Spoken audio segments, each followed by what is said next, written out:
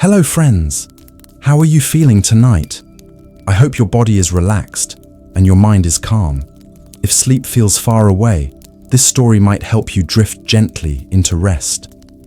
Tonight, we were traveling back to the heart of the Roman Empire, to a world of marble streets and flickering oil lamps, where senators reclined on silk couches and ordinary citizens gathered around clay hearths, sharing meals that might surprise you or even make you wonder, could you stomach what they ate?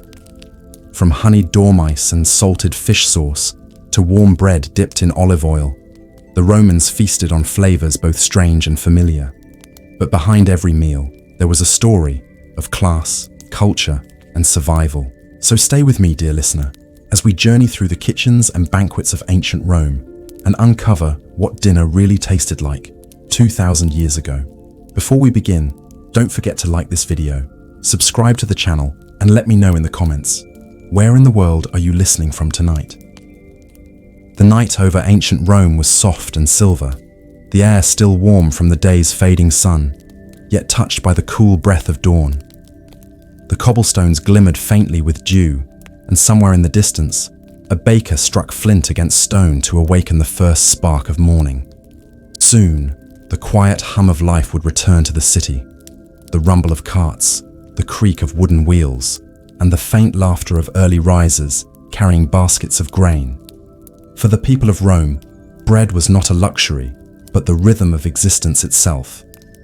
Every morning began with flour, water, and salt, the three humble ingredients that built an empire's diet. Grain shipments arrived constantly from distant provinces, carried across the sea from Egypt and North Africa, and stored in great stone warehouses near the Tiber River. It was said that Rome fed on Africa's harvest, and without that steady flow of wheat, the mighty city would starve. In small homes of brick and clay, women rose early to grind the grain. The stone mills turned slowly, a low grinding echo that filled narrow courtyards before sunrise. They mixed the flour with water, kneaded the dough by hand, and waited for the yeastless loaves to swell just enough to catch the heat of the communal oven. Bakers were the quiet magicians of the city, unseen but essential, feeding 1 million souls before daylight fully broke. Most Romans could not afford the luxury of private kitchens. Instead, they took their dough to public ovens, where smoke curled into the sky and the air smelled of ash and wheat. Children waited in line with wooden trays, chatting sleepily as the bakers worked. The loaves came out round and crusted, marked with patterns pressed by hand, sometimes stamped with the symbol of the bakery, a way to claim both pride and identity. Bread was never eaten alone. Beside every loaf sat a bowl of olives, small, dark, glistening with oil. They were the jewels of the Roman table, a taste both bitter and rich. Olive trees lined the hillsides of the Mediterranean, their twisted trunks centuries old, their fruit pressed into golden liquid light. Romans poured that oil over everything: bread, fish, vegetables, even their skin after bathing. To eat without olive oil, they said, was to live without warmth. The morning meal, ientaculum, was simple: a slice of bread, a handful of olives, perhaps a drizzle of honey if one was fortunate. Some dipped the bread in watered wine, a soft, sour mixture that tasted of the vineyard and the earth. To us, it might seem meager, but for them, it was enough. The quiet satisfaction of starting the day with familiar flavor, shared among family or neighbors, was its own kind of wealth. In the narrow alleys of the Suburra, the working class stirred. Fishermen, laborers, and street vendors broke their fast standing, speaking quickly before hurrying off to the day's toil. The scent of fresh loaves mingled with smoke from cookshops where lentil soup simmered in clay pots. Steam rose gently into the morning air, carrying the smell of onions, herbs, and earth. It was a poor man's breakfast, but it filled the belly, and that was enough to face another day under the Roman sun. Meanwhile, in the homes of the wealthy, breakfast was a quieter affair. A servant laid a small table near the window where sunlight spilled through colored glass. Fine bread made with imported flour, soft cheese, and ripe figs were served with sweet wine. The lady of the house might taste only a few bites. The Romans preferred to eat little in the morning, yet every flavor was chosen with care. In that moment of stillness, the empire felt like paradise. The hum of the city below, the scent of olive groves carried on the wind, and the knowledge that abundance was never far away. Bread was more than food, it was a promise. The government distributed free grain to citizens under the system known as annona, ensuring that no one went hungry. This generosity kept peace among the poor, but it also reminded them of their dependence on the state. "Give us our daily bread," the people said, not as a prayer, but as a demand echoing through the marble halls of power. When noon approached, the city grew bright and noisy again. Children played in the streets, merchants called out prices, and workers returned briefly to eat. They sat in shade, tearing bread apart with their hands, dipping it into oil or vinegar, sometimes sprinkling it with herbs. The sound of laughter, the rustle of togas, the murmur of conversations. These were the music of everyday Rome. Bread connected everyone, the senator and the slave, the merchant and the mason. No feast, however grand, began without it. At weddings, at funerals, even at festivals for the gods, bread was always present. The grain that fed the empire was sacred. It represented life itself, a gift from the goddess Ceres, whose statues watched over every harvest. When Romans broke bread, they remembered her blessing, and perhaps, for a moment, felt grateful to be alive. As the day waned and the sun dipped behind the hills, families gathered once more. A loaf rested on the table, its crust still warm from the fire. Beside it lay olives, cheese, and a jug of wine. Outside, the city hummed softly, the sound of a world at work, content and full. Somewhere, the baker slept at last, his hands still dusted with flour, dreaming of tomorrow's loaves. So much of Rome's greatness began with something so small, a seed of wheat, ground and baked, then shared. Empires rose and fell, marble crumbled into dust, but the scent of bread in the morning air never vanished. It was the heartbeat of daily life, the quiet rhythm that outlived the emperors, and even now, 2,000 years later, that same scent of warm bread and olive oil still whispers softly through our kitchens, reminding us of the simple beauty that once sustained an empire. Morning drifts slowly over the city of Rome, spilling pale gold across tiled rooftops and marble temples. From the high terraces of the Palatine Hill to the crowded lanes below, life begins to stir once more.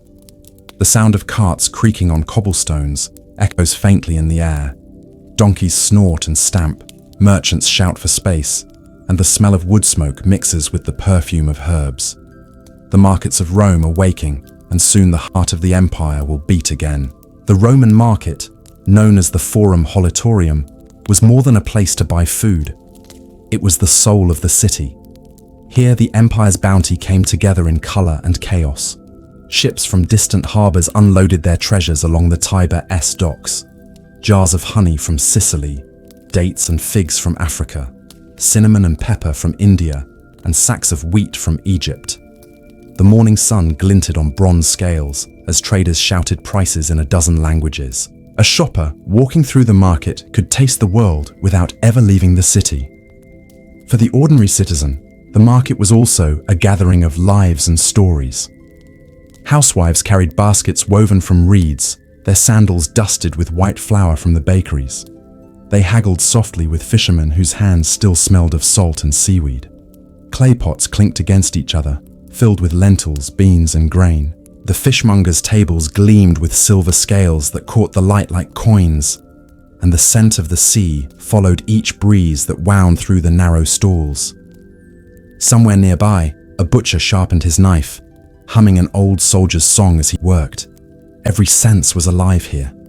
The ears caught the rhythm of bargaining voices.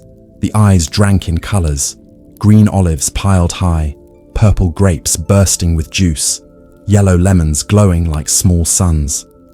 The nose filled with the mingled aromas of smoked meat, fresh bread, and crushed herbs. You could close your eyes and still know exactly where you were, at the center of the world's appetite. Rome was not only a city of marble and power, It was a living stomach that fed on the riches of its provinces, drawing flavor and fragrance from every corner of the empire. The spice merchants were perhaps the most fascinating of all. They sold powders and seeds worth their weight in gold, carried over deserts and seas by caravans that had seen half the known world. Their stalls were lined with wooden boxes, each filled with a different treasure: saffron, cumin, coriander, cloves, cinnamon, and pepper. The air there was thick and sweet, intoxicating. Romans believed spices held not only flavor, but healing power. A pinch of cumin for digestion, a dash of cinnamon for warmth, a touch of pepper for strength. Wealthy citizens would send their servants early to buy the rarest blends, those rumored to come from mysterious lands beyond the Red Sea. But not all could afford such luxury. For most of the city's people, food had to be chosen carefully, enough to survive, but not so costly as to leave the purse empty. The humble cookshops, called popinae, were scattered around the markets.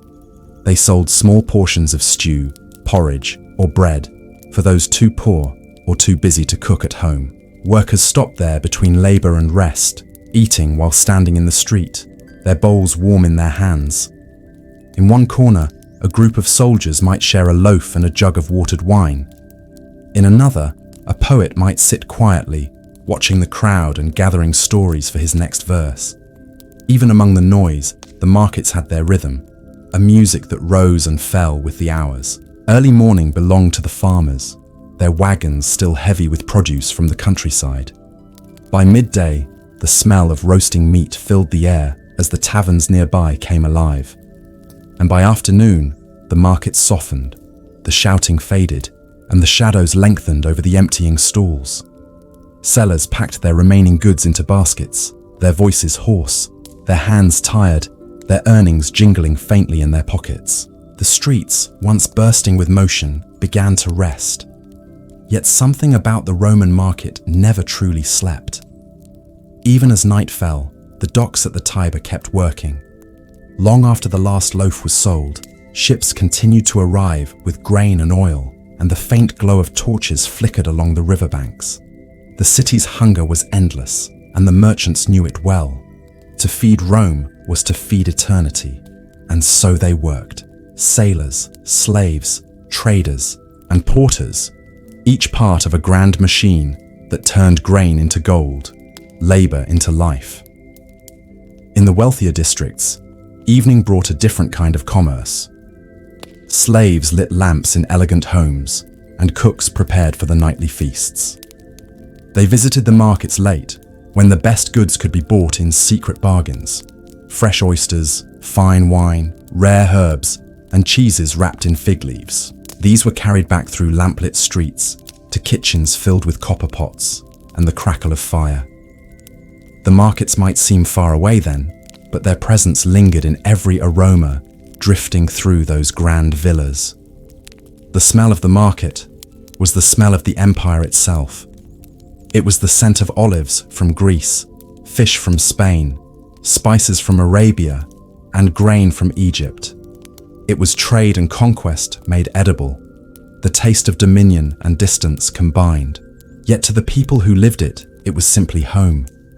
The familiar noise of sellers and buyers, the daily rhythm of hunger and satisfaction. Sometimes, standing in the midst of the crowd, one could look up and see the temples watching silently from above. The statue of Mercury, god of trade, gleamed in the sunlight, and people offered him small coins for good fortune. It was said that every deal, every loaf, every piece of fruit passed under his gaze. Perhaps that was why the markets never lost their strange, almost sacred energy. They were not merely places of commerce, but of communion, where the living pulse of Rome met the breath of the earth. As dusk crept over the city, the last traders doused their lamps. The clatter of metal and the murmur of voices faded into silence. The market square was littered with bits of straw, crushed grapes, and the faint shimmer of spilled oil catching the torchlight. Somewhere, a dog barked, and a distant bell marked the hour. Rome exhaled, tired but satisfied, ready for another day to come. For tomorrow, when the sun rose again over the Tiber, the same ritual would begin anew. Carts arriving from the countryside, ships unloading their treasures, and the people of Rome once again walking among the scents of empire. The market was eternal, as constant as the flow of the river, and in every loaf of bread, every olive, every handful of grain, the story of the Roman world was told again. And so, as night deepens and the stars appear above the city's sleeping rooftops, imagine yourself standing there for a moment longer, the torches flickering, the scent of spice still in the air, the echo of voices slowly fading into the dark. The day is over, but its memory lingers, warm and alive. The empire sleeps, yet its heartbeat continues, steady as the river, soft as the whisper of bread and olives waiting for morning. The grandeur of Rome often shimmered brightest in marble and gold, but beneath its gleaming temples and triumphal arches, another world stirred, a world of smoke, noise, and the quiet ache of hunger. The poor, who filled the crowded insulae, the tall, crumbling apartment blocks of the city, lived a life far removed from the banquets of senators and the feasts of patricians. For them, every day was a careful balance between survival and starvation. And yet, even among the narrow alleys and dim kitchens, food still held its small comforts, its quiet dignity. Morning came early for the poor of Rome. Long before the patricians stirred from their silk beds, the lower quarters were alive with sound, footsteps echoing through stairwells, the scrape of clay bowls, the murmur of neighbors greeting one another before work. In the dim light of dawn, a woman might crouch beside a small brazier, coaxing a weak flame to life with bits of broken wood. The air smelled faintly of ash and old smoke. There, over that tiny fire, she would boil her family's first meal, a thick, humble porridge called pulse. Made from emmer wheat, barley, or spelt, pulse was the backbone of the poor man's diet. It was simple, sustaining, and endlessly adaptable. On good days, a handful of vegetables or a splash of oil might be stirred in for flavor. On bad days, it was just grain and water, plain, tasteless, but enough to keep the body standing. The texture was heavy and soft, the color dull and grayish. Yet for many, it was the taste of life itself. As the pot bubbled quietly, its steam rose into the cold morning air, filling the room with a fragile sense of warmth. Children would huddle close, rubbing their hands together for heat. The eldest might help stir the pot while the younger ones waited, eyes fixed on the slow dance of the spoon. When the meal was ready, it was shared carefully. Each portion measured, no grain wasted. There was no silverware, no serving table, just clay bowls passed hand to hand.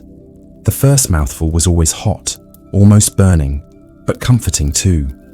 In those brief moments, even poverty had a kind of peace. As the city brightened, men and women drifted toward the streets, joining the tide of workers. Builders, laborers, cleaners, and porters, all moving toward the heart of the empire that depended so completely on their unseen labor. Their food would not travel with them. Many relied on the cheap taverns and popinai scattered around the Forum in Subura.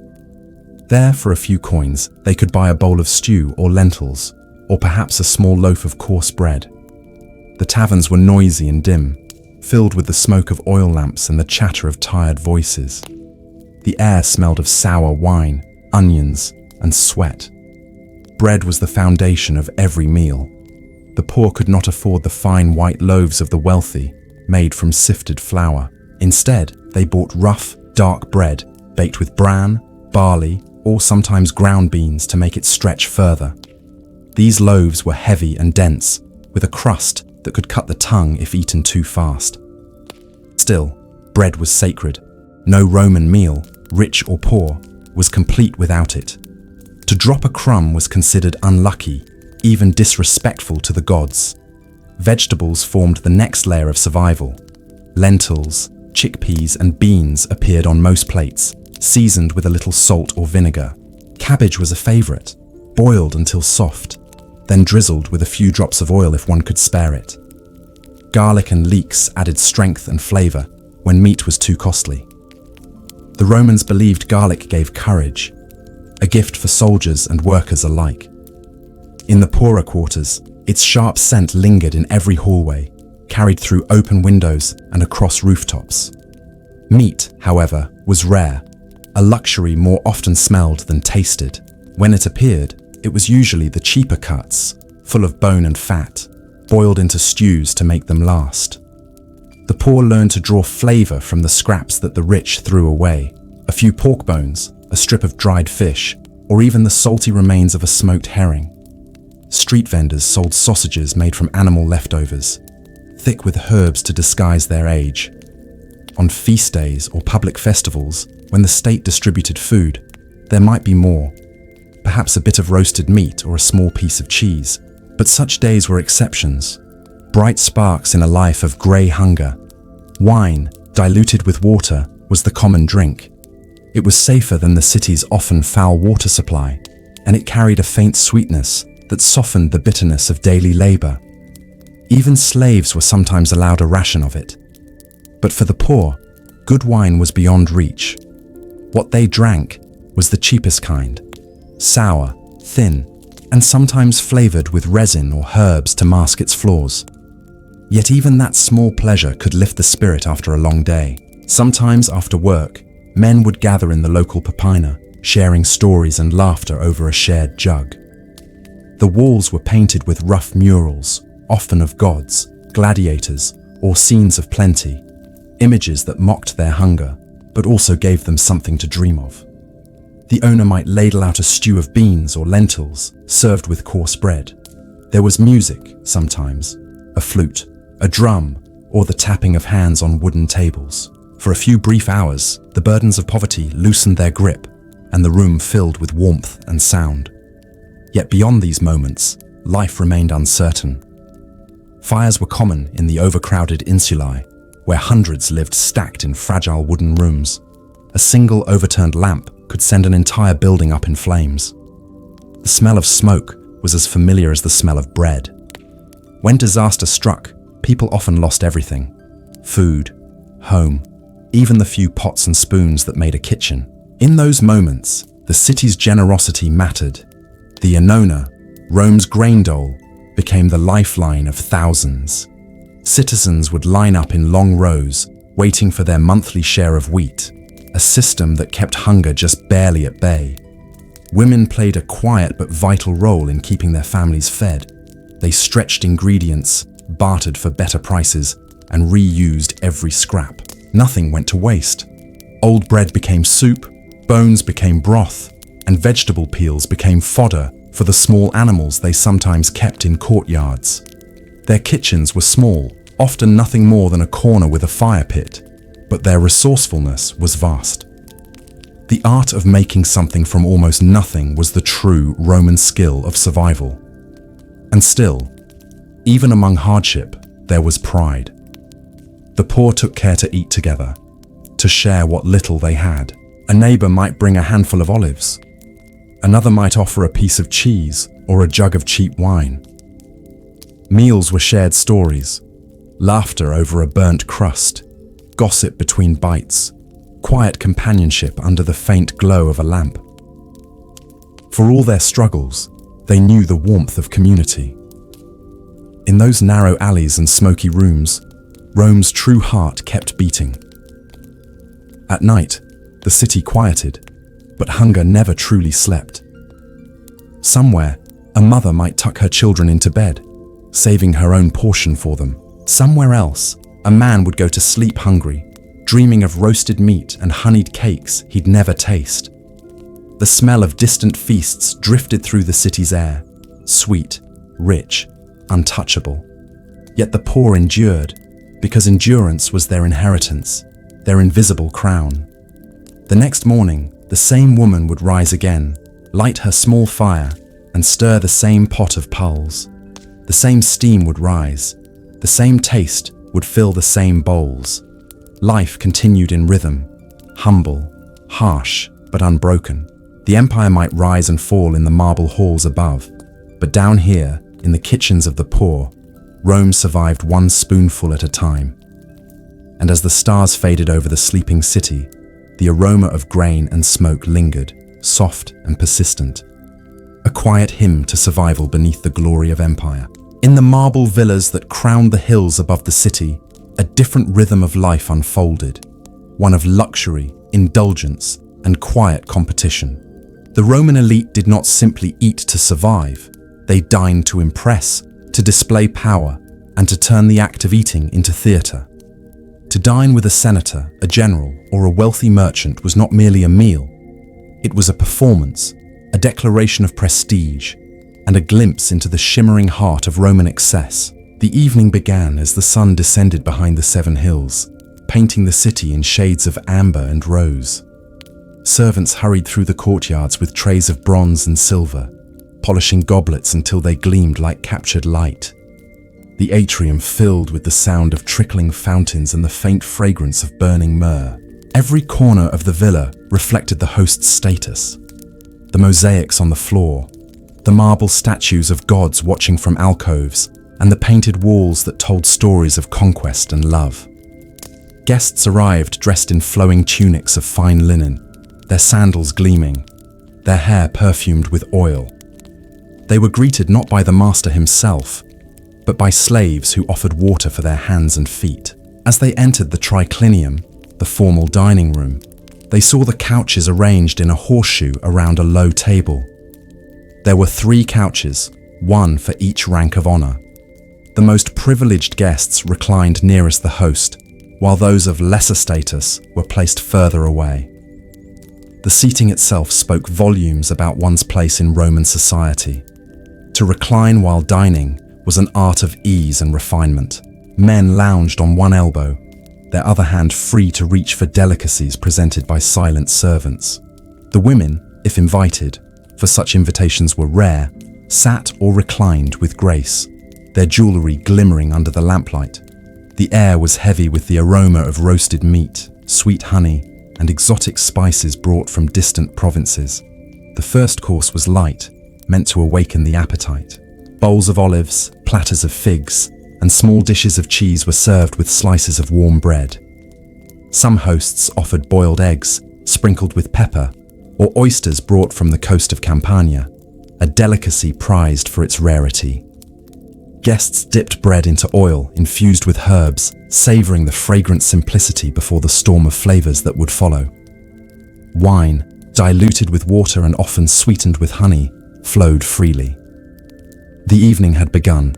Then came the second course, the gustatio, a display of creativity and wealth. The dishes were designed to surprise and delight. Fat dormice, roasted and rolled in honey and poppy seeds, were presented in small clay pots. Fish sauce, garum, was poured over almost everything, its pungent saltiness mingling with the sweetness of fruit and honey.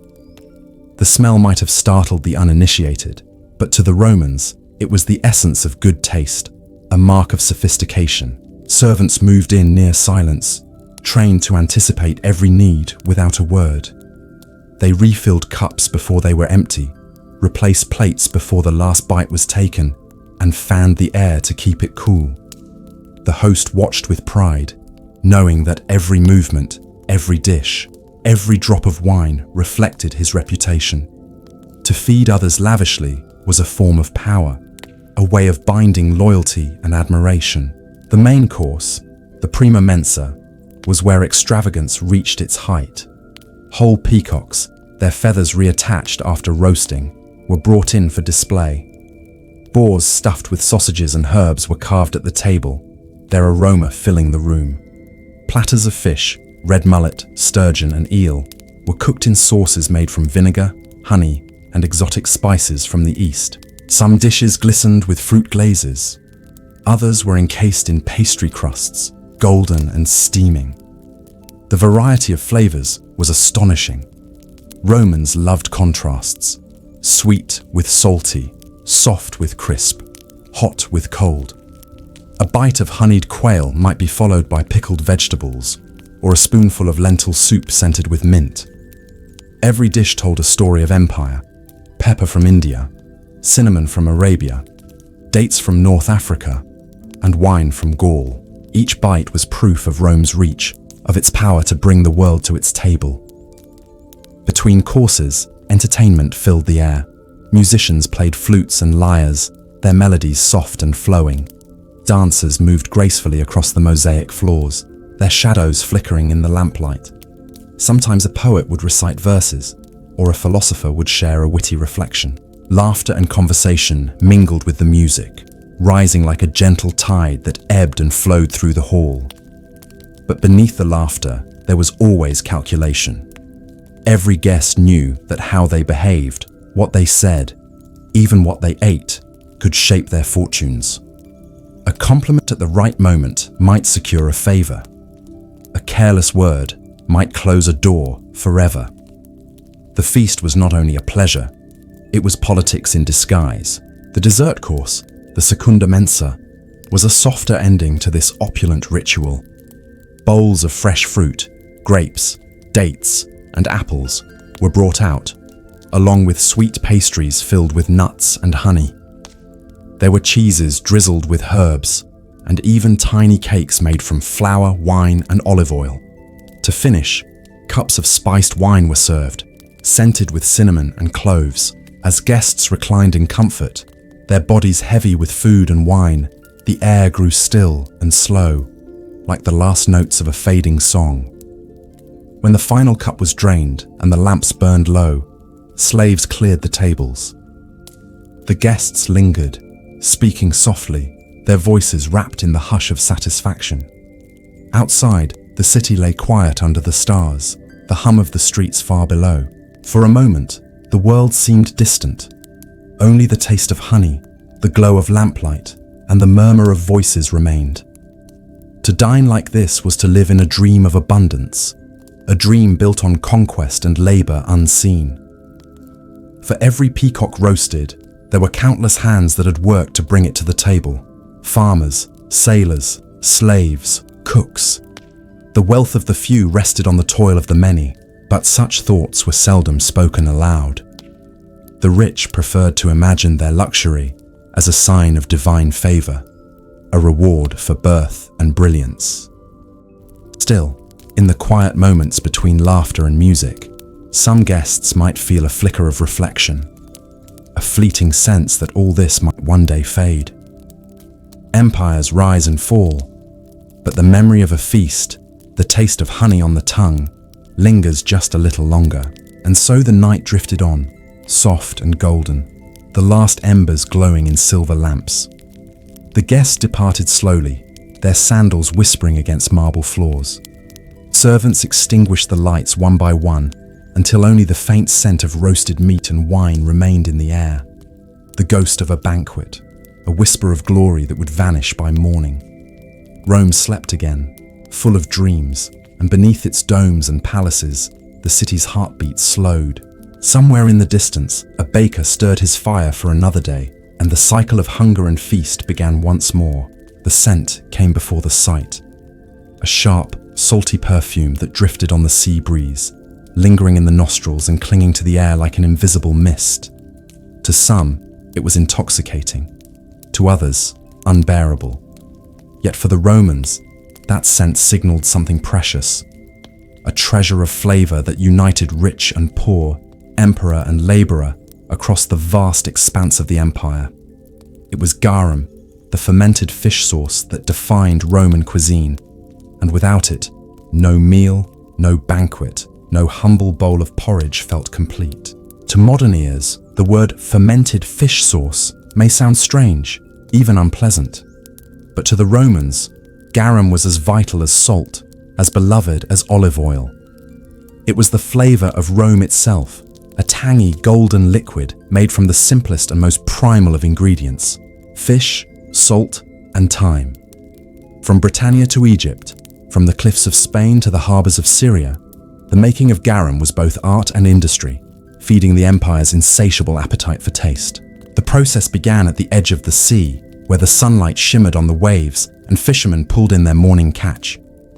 Small fish, anchovies, sardines, mackerel, were gathered in baskets, still glistening with salt water.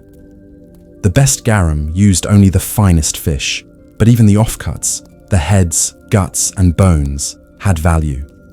Nothing went to waste. In a world that understood patience and transformation, even decay had its purpose. Workers carried the fish to large stone vats carved into the ground, their surfaces crusted with years of salt. Here, under the heat of the Mediterranean sun, the alchemy began. Layers of fish and coarse sea salt were placed one atop another. Fish, salt, until the vats were full. Sometimes herbs like dill, fennel, or thyme were added, though purists preferred it plain. Then, the mixture was left to the mercy of time and temperature. For weeks, sometimes months, the vats stood uncovered, baking under the relentless sun. The air grew thick with the smell, sharp, sour, and unmistakably alive. Flies hovered, gulls cried, and the waves broke softly against the shore, mingling with the low hum of fermentation. Within those vats, a quiet transformation unfolded.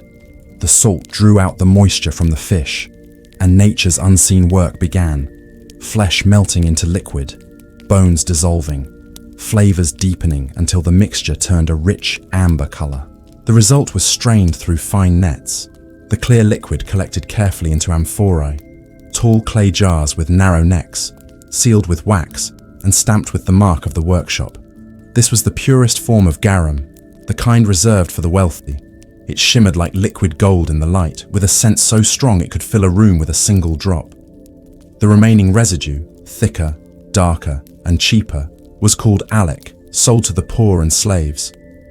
But even this lesser version held power. A spoonful could transform a bowl of beans or lentils into something rich, almost luxurious. Garum was the empire's quiet obsession. It was used in nearly every dish, drizzled over vegetables, mixed with wine or vinegar, stirred into stews, or sprinkled over roasted meat. Even fruit could be seasoned with it. Its taste was paradoxical, salty, sweet, and umami before that word even existed. Romans did not just eat garum. They celebrated it, debated it, and traded it across oceans. It was their answer to flavor, to memory, to home. The city of Pompeii, before its fiery end, was one of the main centers of garum production. Archaeologists would later uncover workshops, garum officinae, still holding the vats where fish once fermented, their stone walls stained with salt. The most famous brand, Garum Sociorum, was so prized that it was shipped as far as Gaul and Germania. The jars bore labels written in careful Latin, promising quality and purity, as if they were fine wines. It was not unusual for merchants to become rich from garum alone. The demand never ceased. In Rome itself, garum was a measure of status. To offer a guest the finest variety was to display refinement. Wealthy households kept amphorae of imported garum from Spain or North Africa, each with its own flavor profile. Cooks guarded their sauces and recipes with jealousy, adjusting the balance of salt, herbs, and aging time to suit their master's taste. Some versions were aged longer for depth, others were lighter, brighter, designed for vegetables or seafood.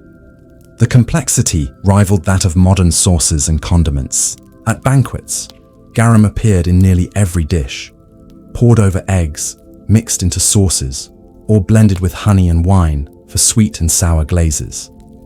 The wealthy used it not only for flavor, but for prestige. To waste garum, to spill even a drop, was unthinkable. The amphorae stood in storerooms like sacred relics, each one holding the scent of faraway coasts and the labor of unseen hands. For the poor, garum was both comfort and necessity. A small jar, purchased from a street vendor, could last weeks. It gave meaning to bland grain porridge, lent warmth to cold vegetables, and preserved food that might otherwise spoil. A poor man might go without meat for months, but with garum, he could still taste the illusion of richness. In the crowded taverns of Rome, you could smell it long before you entered, the sharp tang mixing with smoke, wine, and sweat, wrapping the senses in a kind of earthy nostalgia. Yet, for all its ubiquity, garum was not without controversy. Some writers mocked it, calling it the liquid of putrefaction. Others praised it as divine. The poet Martial once joked that the scent of garum was so strong that it could wake the dead, while Pliny the Elder described it as the choicest liquor known to men. It was both adored and ridiculed, a symbol of excess and refinement in equal measure. The production of garum shaped entire coastal communities. In Spain's Baetica region, modern Andalusia, towns sprang up around garum factories. The work was grueling, the smell constant, but it brought prosperity. Ships laden with amphorae sailed north toward Rome, their cargo guarded like treasure. The trade routes stretched endlessly, across the Mediterranean, through the rivers of Gaul, even up to Britannia, where Roman soldiers poured garum over their rations by the fire. There was perhaps something spiritual in the sauce's creation. It was born from decay, yet became the essence of flavor. It turned waste into wealth, the unwanted into the indispensable. In its strange alchemy, garum captured the Roman genius, their belief that nothing was useless, that even rot could be transformed into beauty with patience, discipline, and salt. At the dinner table, a Roman might drizzle a few drops over his food, inhale deeply, and feel connected. To the sea, to the empire, to the endless chain of hands that had brought the jar to his home. In that moment, he was not simply eating, he was partaking in the rhythm of Rome itself. As night fell across the Mediterranean coast, the garum workshops grew quiet. The waves lapped against the shore, and the scent of salt and fish lingered in the cooling air. Under the dim light of the moon, the amphorae stood lined in rows, waiting to be shipped at dawn. Somewhere, a worker leaned against a stone wall, exhausted but content, knowing that his labor, his smell-filled days and sunburnt arms, would reach the tables of emperors. When the city of Pompeii would one day vanish under ash, the garum jars would remain, sealed, silent, perfectly preserved. And when they were uncovered centuries later, their scent would rise again, faint but unmistakable, bridging the gap between past and present. The smell of empire, of life and decay entwined. To understand Rome, one must understand garum, its simplicity, its complexity, its strange, enduring allure. It was the soul of Roman taste, the invisible thread that bound rich and poor alike in a single shared flavor. And though the empire itself would crumble, the essence of garum, the idea of finding richness in what others discard, would echo through time, a whisper of salt on the wind. Even in the grandeur of the Roman Empire, amidst marble halls, bustling markets, and the pungent tang of garum, there existed another world, a world of sweetness, of quiet indulgence, of flavors that lingered on the tongue like whispered memories. Dessert, in Rome, was not merely an afterthought. It was a moment of pause, a gentle reward, a ritual of pleasure that balanced the salt, the spice, and the strength of daily meals. To understand the Romans, one must follow them into the orchards, the apiaries, and the kitchens where sugarless sweetness first took form. The foundation of Roman sweetness was honey. Long before sugar reached Europe from distant lands, honey was the only true sweetener, collected from hives that clung to cliffs and trees, from wild bees, as well as carefully tended apiaries. Romans prized honey for its taste, its health, and its symbolism. It was the food of the gods, mentioned in poetry and ritual alike. Offerings of honey were left at temples. Coins were sometimes coated with it as charms. In the home, it was a gentle luxury, drizzled over bread, stirred into wine, mixed into cakes baked slowly on hot stones. A Roman household might keep small jars of honey tucked away, each portion measured for maximum enjoyment. The common citizen could afford only modest amounts, a few drops to flavor porridge or beans. The wealthy, however, could lavish it over fruits, pastries, and even meats. A banquet might end with roasted dormice glazed in honey, figs dipped in it, or a mixture of nuts and dates bound together by its golden threads. To taste honey was to taste the sun, the flowers, the labor of countless bees, and the patience of those who gathered it. Fruit, too, was central to the Roman idea of dessert. Grapes, figs, pomegranates, apples, and dates were collected with care, sometimes fresh, sometimes dried, to last through the seasons. Wealthier households could afford exotic imports, plums from Gaul, cherries from Asia Minor, quinces from the East. Fruit was often preserved in honey or wine, turning ordinary flavors into something richer, more complex. Even the poor might enjoy dried figs or a few grapes, though these were luxuries in their diet. Desserts were rarely eaten cold.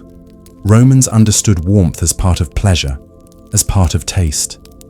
Cakes, called libum, were often baked for religious offerings, but sometimes consumed at home. They were simple: flour, cheese, and honey, yet their aroma filled rooms with comfort and anticipation. Sometimes eggs were added, sometimes oil, sometimes nuts or small fruits. The dough was kneaded, pressed, baked over coals or stones, and then served warm, their sweet fragrance mingling with the smoke of the hearth. To eat a warm libum was to feel a quiet satisfaction, a fleeting luxury in the rhythm of ordinary life. In wealthier homes, desserts could reach the heights of extravagance. Poets and historians of the time described tables laden with candied fruits, honeyed pastries, and marzipan-like confections made from crushed almonds and dates. Small cakes were molded into shapes: birds, fish, flowers, painted with edible colors. Honey was sometimes fermented into mead, a drink sipped slowly, with the sweetness lingering on the lips and tongue. Even wine, often spiced and sweetened, could serve as dessert. The idea was to create a lingering pleasure, to end the meal not with hunger, but with contentment. The process of preparing these desserts was itself a subtle art. Slaves worked in quiet kitchens, grinding nuts with stone mortars, stirring honey and wine over gentle flames, carefully shaping dough into neat forms. Every movement was deliberate. The aroma of roasting and simmering filled the villa, carried into dining rooms where guests reclined on couches, anticipating the final course. Dessert was as much about presentation as taste: small, intricate, fragrant. It was designed to delight the senses, to mark the end of a meal as an experience rather than a necessity. Romans also had a curious appetite for combining sweet and savory, finding joy in contrasts. Meat could be glazed with honey, fish with a honey and vinegar reduction. Even vegetables sometimes received a touch of sweetness, balancing bitterness and salt. It was a philosophy of flavor, an understanding that food could surprise, comfort, and elevate the spirit in one bite. Dessert, in this context, became a reflection of Roman ingenuity, an acknowledgement that pleasure and sustenance could coexist, gently, harmoniously. For the common citizens, sweetness was simpler, but no less cherished. A few figs tucked into a pocket during a walk through the market, a small piece of honeycomb shared among children, or bread spread with a thin layer of honey could bring joy in small, bright moments. Sweetness marked celebration, a festival, a birthday, a wedding. Moments when ordinary life allowed brief indulgence. It was rare and thus deeply appreciated. Even a small taste could linger in memory, a reminder that pleasure was not only for the wealthy, but for anyone who paused to savor it. Religious life also intertwined with sweet indulgence. Festivals often featured honey cakes offered to the gods, accompanied by incense and song. The symbolism was clear. Sweetness was a gift, both from nature and the divine. It reminded Romans that life, though full of toil and hunger, could contain moments of delight. The act of eating became ritual, and ritual became memory. Honey, fruit, and simple desserts connected humans to earth, to sky, and to one another. As night deepened over Rome, the scent of sweet indulgence lingered in villas, kitchens, and markets. The warm air carried the aroma of roasted figs, honey, and baked dough. In quiet corners, a child might nibble on a piece of fruit. A servant might taste a drop of honey while stirring a pot. A guest might sip spiced wine with satisfaction. Each bite was small, fleeting, yet meaningful. A gentle reminder of the pleasures that exist even in a world governed by hunger and labor. The sweetness of Rome was more than taste. It was memory, comfort, celebration, and quiet rebellion against the rigors of daily life. It connected people across classes, the poor with their simple honeyed bread, the rich with their intricate exotic confections, all sharing in the knowledge that sweetness could transform, even for a moment, the ordinary into something extraordinary. And as the stars sparkled above the sleeping city, the aroma of honey and baked fruit drifted over rooftops, mingling with the salt of the Tiber, the smoke of distant fires, and the fading echoes of conversation. Rome slept, full of flavor, memory, and quiet indulgence. Dessert, simple or elaborate, had done its work, marking the end of the day, soothing the soul, and preparing both body and mind to rest.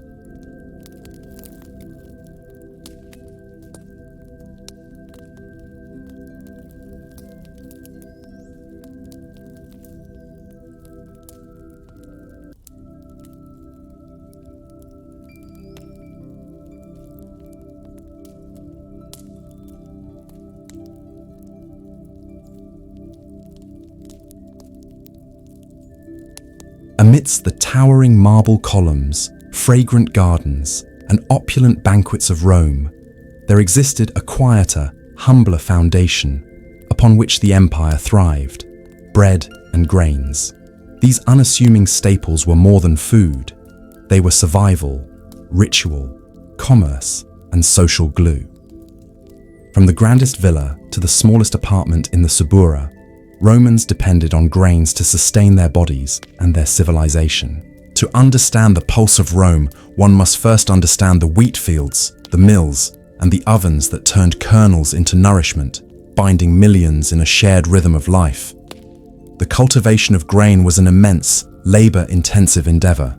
Fields of wheat and barley stretched across Italy's plains, swaying gently in the summer breeze. Farmers rose before dawn, their hands rough from planting, harvesting, and threshing.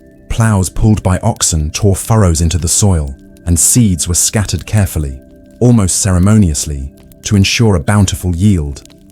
The growth of grain dictated the rhythm of the year.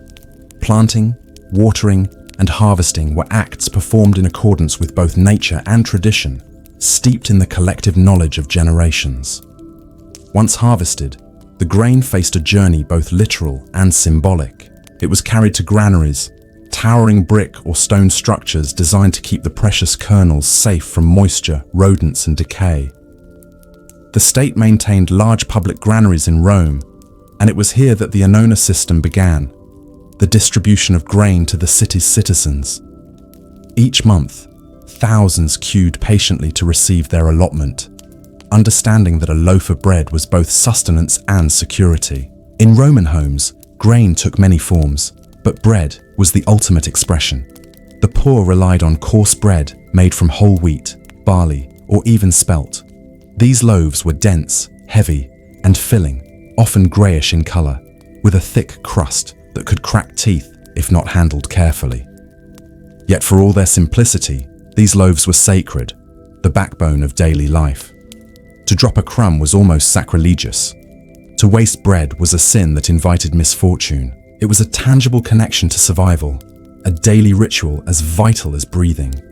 The wealthy, however, enjoyed a far more elaborate bread culture.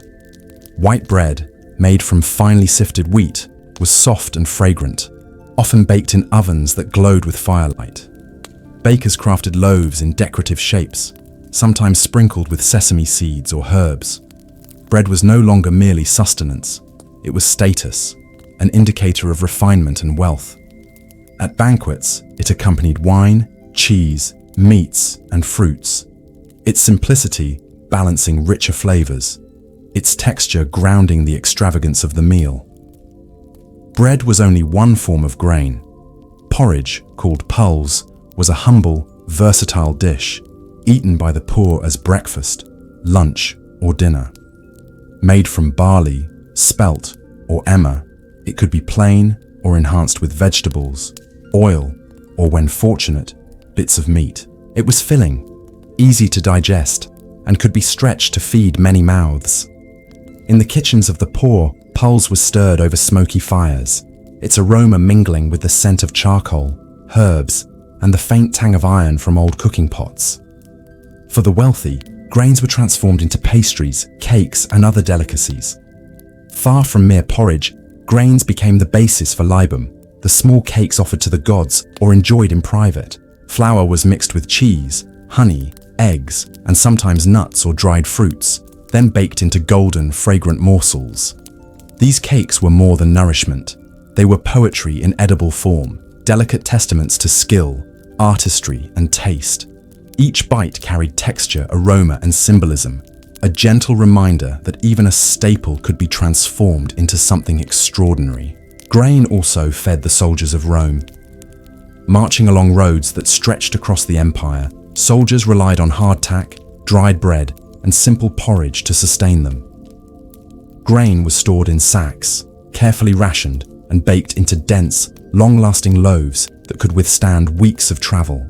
The smell of baking bread, sometimes wafting from distant military camps, provided comfort in unfamiliar lands, a taste of home, and a reminder of stability amidst conquest and uncertainty. The milling of grain was itself a quiet marvel of engineering. Grain was ground in stone mills powered by humans, animals, or water.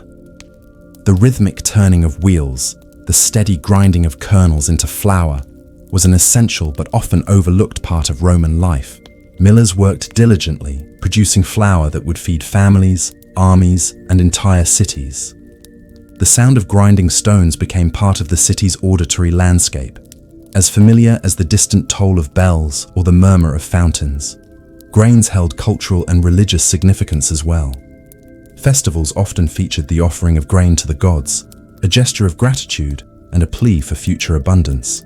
Bread in particular symbolized community and continuity. Sharing bread, whether at a festival, a family meal, or in the form of annona distributions, reinforced social bonds. To break bread together was to acknowledge interdependence, the quiet truth that no empire could endure without feeding its people. In markets across Rome, grain dictated commerce. Vendors displayed sacks of wheat, barley, and spelt, their golden kernels shining in the sun. Prices fluctuated with harvests, with weather, and with politics. Grain could inspire prosperity or panic, depending on its abundance. When shortages occurred, unrest followed. Hunger was never far from the mind, and grain was both lifeline and leverage, a quiet power that shaped the city in ways more enduring than marble or gold.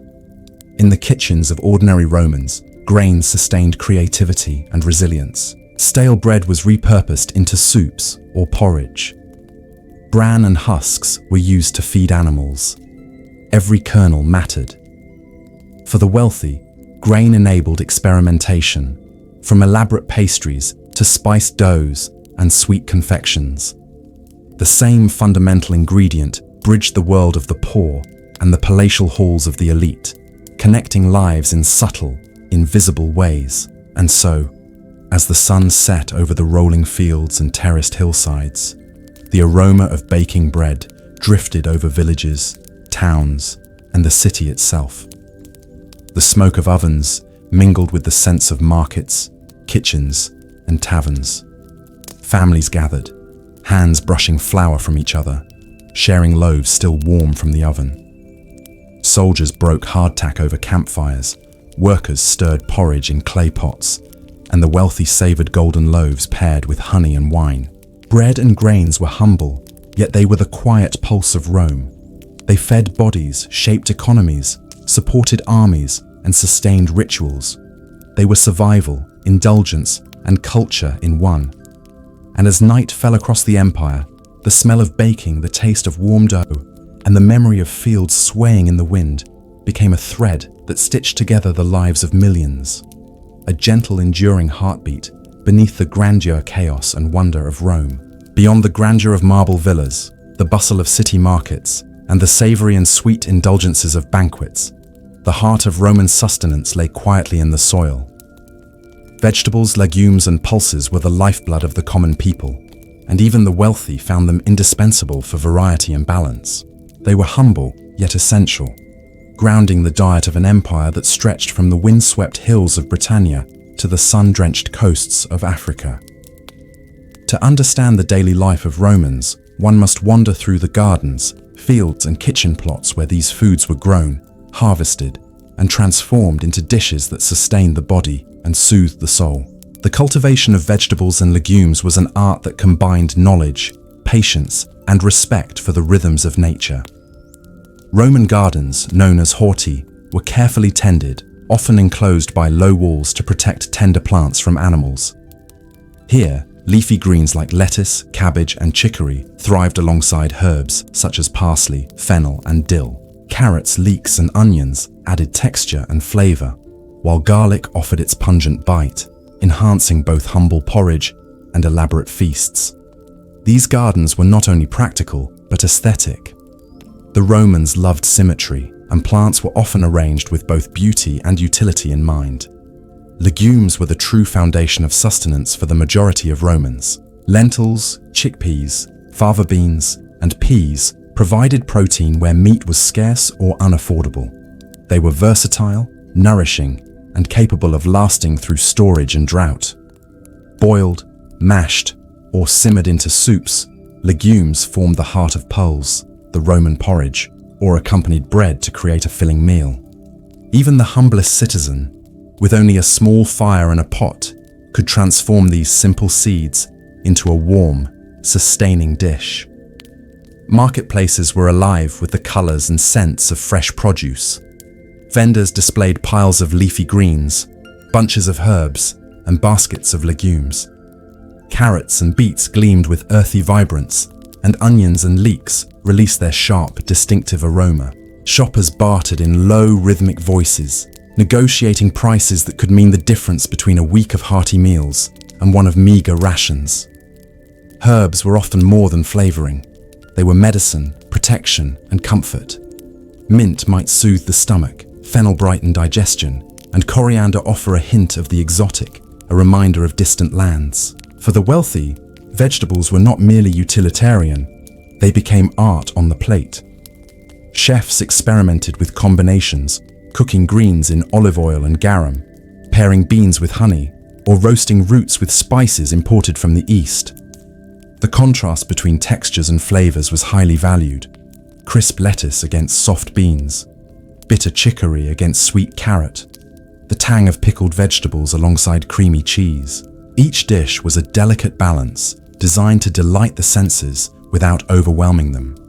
Some vegetables held symbolic and ritual significance. Cabbage, for example, was believed to fortify the body and calm the mind. Lentils were offered at festivals, tied to ideas of fertility, prosperity, and the cyclical nature of life. The act of planting, tending, and harvesting vegetables was woven into seasonal rituals, echoing the deep connection between Romans and the land that sustained them. Farmers and city dwellers alike were keenly aware of the blessings of fertile soil, the importance of water, and the slow patience required for growth. Legumes also shaped social and economic structures. The poor relied heavily on pulses to stretch limited resources, while the state distributed dried beans and lentils as part of public rations. During sieges or poor harvests, legumes became critical, easy to store, durable, and capable of feeding many. They were a quiet backbone of survival, unglamorous but indispensable. Even for soldiers on the march, dried beans and peas were carried across roads and rivers, boiled over campfires to provide warmth, nourishment, and comfort in distant lands. Cooking techniques were both simple and ingenious. Boiling was the most common method, sometimes in large cauldrons over open flames. Herbs, garum, and olive oil were added to enhance flavor. Roasting and frying were used when fires or pots allowed, transforming ordinary roots into caramelized delicacies. Pickling and preserving in brine extended the shelf life of vegetables, ensuring that even in winter, Romans could taste the sun and soil of warmer seasons. The careful use of oil, vinegar, and salt preserved not only flavor, but the labor invested in growing and harvesting the crops. For children, vegetables and legumes provided both nutrition and education. Families taught them which herbs soothed ailments, which roots were safe to eat, and which plants held subtle dangers. Gardening was a shared activity, connecting generations. Even in crowded apartments, small pots of herbs on windowsills or balconies brought life, fragrance, and knowledge. The act of tending a plant became a quiet meditation, a rhythm of patience and care, echoing the larger cycles of Rome itself. The smell of cooking vegetables, onions sautéing in oil, beans simmering with herbs, leafy greens wilted gently over coals, was ever present in the city. It mingled with the tang of garum, the sweetness of honey, and the smoke of wood fires. In kitchens both humble and grand, this aroma became the background music of daily life, comforting and familiar. Meals of vegetables and legumes might lack the spectacle of roasted boars or honeyed cakes, yet they carried a quiet satisfaction, a rhythm of continuity and survival. Even as Rome expanded, importing delicacies from Egypt, Gaul, and Asia Minor, the essence of diet remained rooted in the earth. Grain, legumes, vegetables, and herbs formed the core of nourishment, sustaining armies, laborers, families, and elites alike. They were the quiet constants, the humble threads in the tapestry of empire, woven through centuries of labor, taste, and care. And as night fell over the city and countryside, the scent of cooking vegetables drifted through homes and gardens, mingling with smoke, honey, and the distant salt of the sea. Families gathered around bowls of lentils or roasted roots, sharing warmth, conversation, and sustenance. In these moments, the wealth of the empire felt distant, irrelevant even. All that mattered was the quiet joy of nourishment, the gentle satisfaction of a day's labor transformed into edible abundance, and the unbroken connection between people and the land that fed them. Amid the daily rhythm of Roman life, the aroma of cooking meat and the briny scent of fresh fish marked moments of indulgence, celebration, and distinction. For the majority of citizens, these foods were rare and precious, luxuries to be savored slowly, often reserved for festivals, feasts, or special occasions. Yet in the homes of the wealthy and on the tables of the elite, meat and fish were central to demonstrating status, sophistication, and the subtle art of flavor. To understand Roman culture fully, one must follow both the laborers who brought these foods from land and sea, and the diners who transformed them into meals that were both sustenance and spectacle. Meat was complex in Roman society. The poorer classes rarely consumed fresh meat. Instead, they relied on offal, salted pork, or occasional offerings from state distributions. Wealthy families, by contrast, could enjoy a range of meats: pork, beef, lamb, and poultry. Roasting was the preferred method for the elite. Spits turned over open flames, dripping fat and releasing rich aromas into the air. Spices, sauces, and garum were often applied, enhancing flavor and creating subtle contrasts between sweet, sour, and savory. The act of eating meat was not merely consumption, it was an experience, a carefully orchestrated engagement of sight, smell, taste, and texture. The preparation of meat required skill and labor. Slaves and cooks labored in kitchens, cleaning, cutting, and seasoning according to precise instructions. Even a simple roast demanded attention. Temperature had to be maintained, herbs carefully sprinkled, and sauces applied at the right moment. Meat was not simply food, it was a demonstration of control, patience, and artistry. Every texture, every aroma carried intention. Even when preserved in salt or smoked for later consumption, meat retained a resonance of the land, the animal, and the toil required to bring it to the table. Fish, by contrast, was intimately connected with the sea. The Mediterranean was both provider and classroom for Romans, teaching them the rhythms of tides, the habits of species, and the methods for capture and preservation. Fresh fish was a prized delicacy for the wealthy. Salted and fermented fish, such as garum, was essential for both flavor and preservation. Small fish were often used in stews or sauces, while larger fish might be roasted or boiled, sometimes stuffed with herbs, honey, or pine nuts. The preparation of fish was an exercise in precision and respect, ensuring that flavor, texture, and aroma were balanced, and that the essence of the sea was captured in every bite. For the average Roman, meat and fish were both practical and symbolic. Salted pork, smoked hams, or preserved fish allowed families to endure lean seasons. Soldiers marching through Gaul or Britannia carried dried meat and salted fish as portable nutrition, sustaining their strength across vast distances. Festivals, religious ceremonies, and market days often brought fresh offerings, connecting people to tradition, community, and the cycle of life. Meat and fish in these contexts were more than nourishment. They were ritual, memory, and connection to nature's bounty. The economic implications of meat and fish were significant. Livestock required land, care, and resources. Fishing fleets demanded organization, knowledge of currents, and labor. The wealthy controlled access to these foods, creating social hierarchies reinforced by taste. But even the poor found ways to participate. Scavenged or salted fish, small game, or shared portions at public banquets. Across social classes, these foods carried meaning beyond hunger, symbolizing abundance, care, and participation in the cultural life of the empire. Markets in Rome were alive with the presence of meat and fish. Butchers displayed cuts carefully, while fishmongers arranged their wares on ice or straw to preserve freshness. The scent of the sea, mingled with the earthy tang of meat, created a sensory tapestry that defined the city.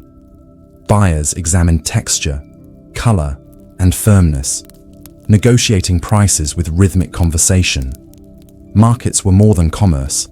They were arenas of learning, taste, and daily ritual. For those who could afford it, the finest cuts and freshest catches were selected with care. Their arrival at the table, the culmination of labor stretching from farm and sea to city streets. Culinary creativity with meat and fish was widespread. Chefs experimented with sauces, marinades, and combinations of sweet, sour, and salty flavors. Honey, garum, wine, vinegar, herbs, and nuts were blended to create intricate dishes that delighted diners with subtle complexity. Even simple roasted poultry might be stuffed with dates or flavored with pine nuts. Fish could be poached, stuffed, or served with sauces thickened with ground almonds. Each dish reflected both the natural bounty of the Mediterranean and the ingenuity of human hands. Luxury meats, such as peacock, dormice, and venison, were reserved for the elite, often featured in lavish banquets designed to impress guests and assert status. These foods carried a symbolic weight as well. The act of consuming rare animals reinforced social hierarchy and the mastery of resources. While the poor might dream of a morsel of roasted pork, the wealthy engaged with flavor, aroma, and presentation as a form of theater, a dance of taste that demonstrated both power and refinement. Fish, however, was more egalitarian in some ways. While fresh varieties were luxury items, salted fish or dried anchovies provided flavor and protein accessible to all. Garum, as discussed, transformed even the humblest meal into a taste experience, linking rich and poor in shared culinary language. Fish symbolized abundance, adaptability, and connection to the natural world, reminding Romans that the sea was both provider and teacher. Even the act of eating carried ritualized behavior. Romans reclined while dining, used spoons, knives, and sometimes fingers with careful etiquette. Meat and fish were shared, sliced, and presented with attention, creating a rhythm of interaction, intimacy, and enjoyment. Meals became a meditation on labor, flavor, and the interconnection of life, from the farm and the sea to the hearth and the heart. At night, as fires cooled and markets emptied, the lingering aromas of roasted meats and simmering fish would mingle with the smoke of ovens and the scent of herbs. Families gathered around bowls and platters, savoring bites that were rare, nourishing, and meaningful. Even in silence, the shared experience of meat and fish connected individuals to history, nature, and one another. In Rome, these foods symbolized more than taste.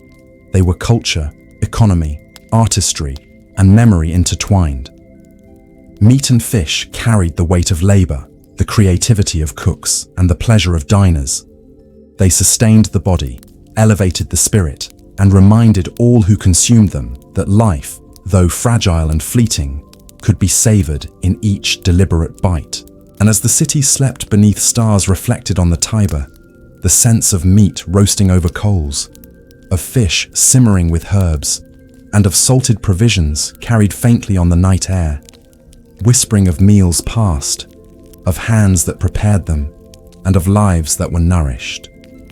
In the quiet glow of oil lamps and the fading warmth of kitchens, Rome's appetite endured, a gentle testament to the empire's taste, labor, and the subtle artistry of survival. In the quiet rhythm of Roman life, beneath the clatter of markets, the murmurs of city streets, and the grandeur of marble villas, flowed a liquid that shaped both cuisine and culture: olive oil. Often called liquid gold, olive oil was more than a condiment. It was medicine, fuel, lubricant, and symbol. Alongside it, vinegar served as its companion, transforming the simplest meals into nuanced experiences of flavor and preservation. To understand Roman kitchens, one must trace the journey of olives from grove to press and observe the careful ways in which these liquids elevated ordinary ingredients into something extraordinary. Olives thrived in the Mediterranean sun, their groves stretching across hillsides, absorbing warmth and light, their branches bending with silvery leaves and dark fruit. Harvesting was meticulous. Workers, often slaves or tenant farmers, used long poles to shake branches, letting the olives fall onto mats or nets spread beneath the trees. Each olive represented patience, the rhythm of seasons, and the labor of hands that had tended the groves for generations. Once gathered, the olives were pressed, sometimes by stone mills powered by oxen or by hand, extracting the precious golden oil that would flavor meals, preserve foods, and nourish the body. Olive oil was ubiquitous. In every Roman household, it was both practical and ceremonial. For the poor, it added richness to porridge, legumes, and simple bread, enhancing sustenance with a depth of flavor and calories that soothed hunger.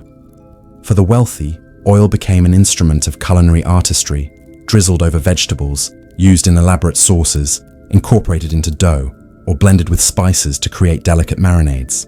The aroma of warm olive oil sizzling with herbs was a gentle perfume of Roman kitchens, comforting, familiar, and deeply satisfying. Vinegar, made from wine left to ferment, was equally essential. Often mixed with water, it could quench thirst or tenderize meat. In combination with oil, it created simple dressings that enhanced salads of leafy greens, legumes, or fruits. Romans were inventive, adding honey, herbs, or garum to oil and vinegar mixtures to craft subtle contrasts of flavor, balancing sharpness, salt, and sweetness.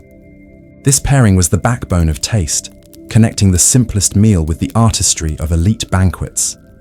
Beyond flavor, olive oil held medicinal and symbolic importance. Physicians and philosophers alike praised its healing qualities, using it to soothe skin, lubricate joints, or even in small doses to aid digestion. Athletes anointed themselves before competitions, and priests offered it in rituals and festivals. Its golden hue symbolized light, warmth, and prosperity, a tangible reminder that nourishment could carry both sustenance and meaning. Vinegar, too, possessed qualities beyond taste, astringent, purifying, and preservative. Together, they formed a partnership of practicality and ritual, the essence of Roman resourcefulness. Olive oil and vinegar also played critical roles in preservation. Vegetables, legumes, cheeses, and meats could be stored in oil to prevent spoilage, while vinegar pickled foods, extending their availability throughout seasons. These techniques reflected the Romans' deep understanding of nature, chemistry, and the needs of a sprawling empire. A jar of oil or vinegar was not merely an ingredient, it was foresight, patience, and careful planning, a silent promise that food could endure, travel, and sustain life far from home. Markets were filled with these liquids, and their quality was closely scrutinized. Olive oil varied in flavor, color, and aroma depending on the region, the variety of olive, and the method of extraction. Vinegar, too, carried distinct characteristics. Buyers touched, sniffed, and tasted carefully, seeking the purest, most fragrant, and most effective liquids. Both oil and vinegar reflected taste, status, and knowledge, a daily lesson in discernment and appreciation. In kitchens, preparation became an art form. Olive oil might be gently heated with herbs and garlic, forming a base for vegetables or meat. Vinegar could be reduced with honey, wine, or spices, creating sauces that draped delicately over fish or poultry. Even bread was transformed. Dipped into oil and sprinkled with herbs, it became a simple yet profound pleasure. Each action was deliberate, rhythmic, and meditative, a reflection of Roman care and patience. Social and ritual life intertwined with these liquids. Festive meals often included bowls of oil for communal dipping, while sacred offerings used both oil and vinegar as symbols of devotion. In modest homes, a small amount of oil or vinegar might signify celebration, marking a special day with subtle indulgence. For the poor, a spoonful of oil elevated beans or lentils, transforming sustenance into enjoyment. For the elite, it was artistry, capable of enhancing every flavor on the table. Even in the quiet corners of Rome, the scent of olive oil simmering with garlic and herbs mingled with vinegar's tang, filling kitchens with warmth and anticipation. Servants moved carefully, stirring pots, basting meats, and drizzling liquids over dishes with gentle precision. The city itself seemed to breathe these aromas, connecting rooftops, streets, and villas, with the shared knowledge that flavor, patience, and labor created not just meals, but comfort and memory. At night, when lamps flickered in kitchens and halls, olive oil and vinegar remained present, lingering in the air and in the body's memory.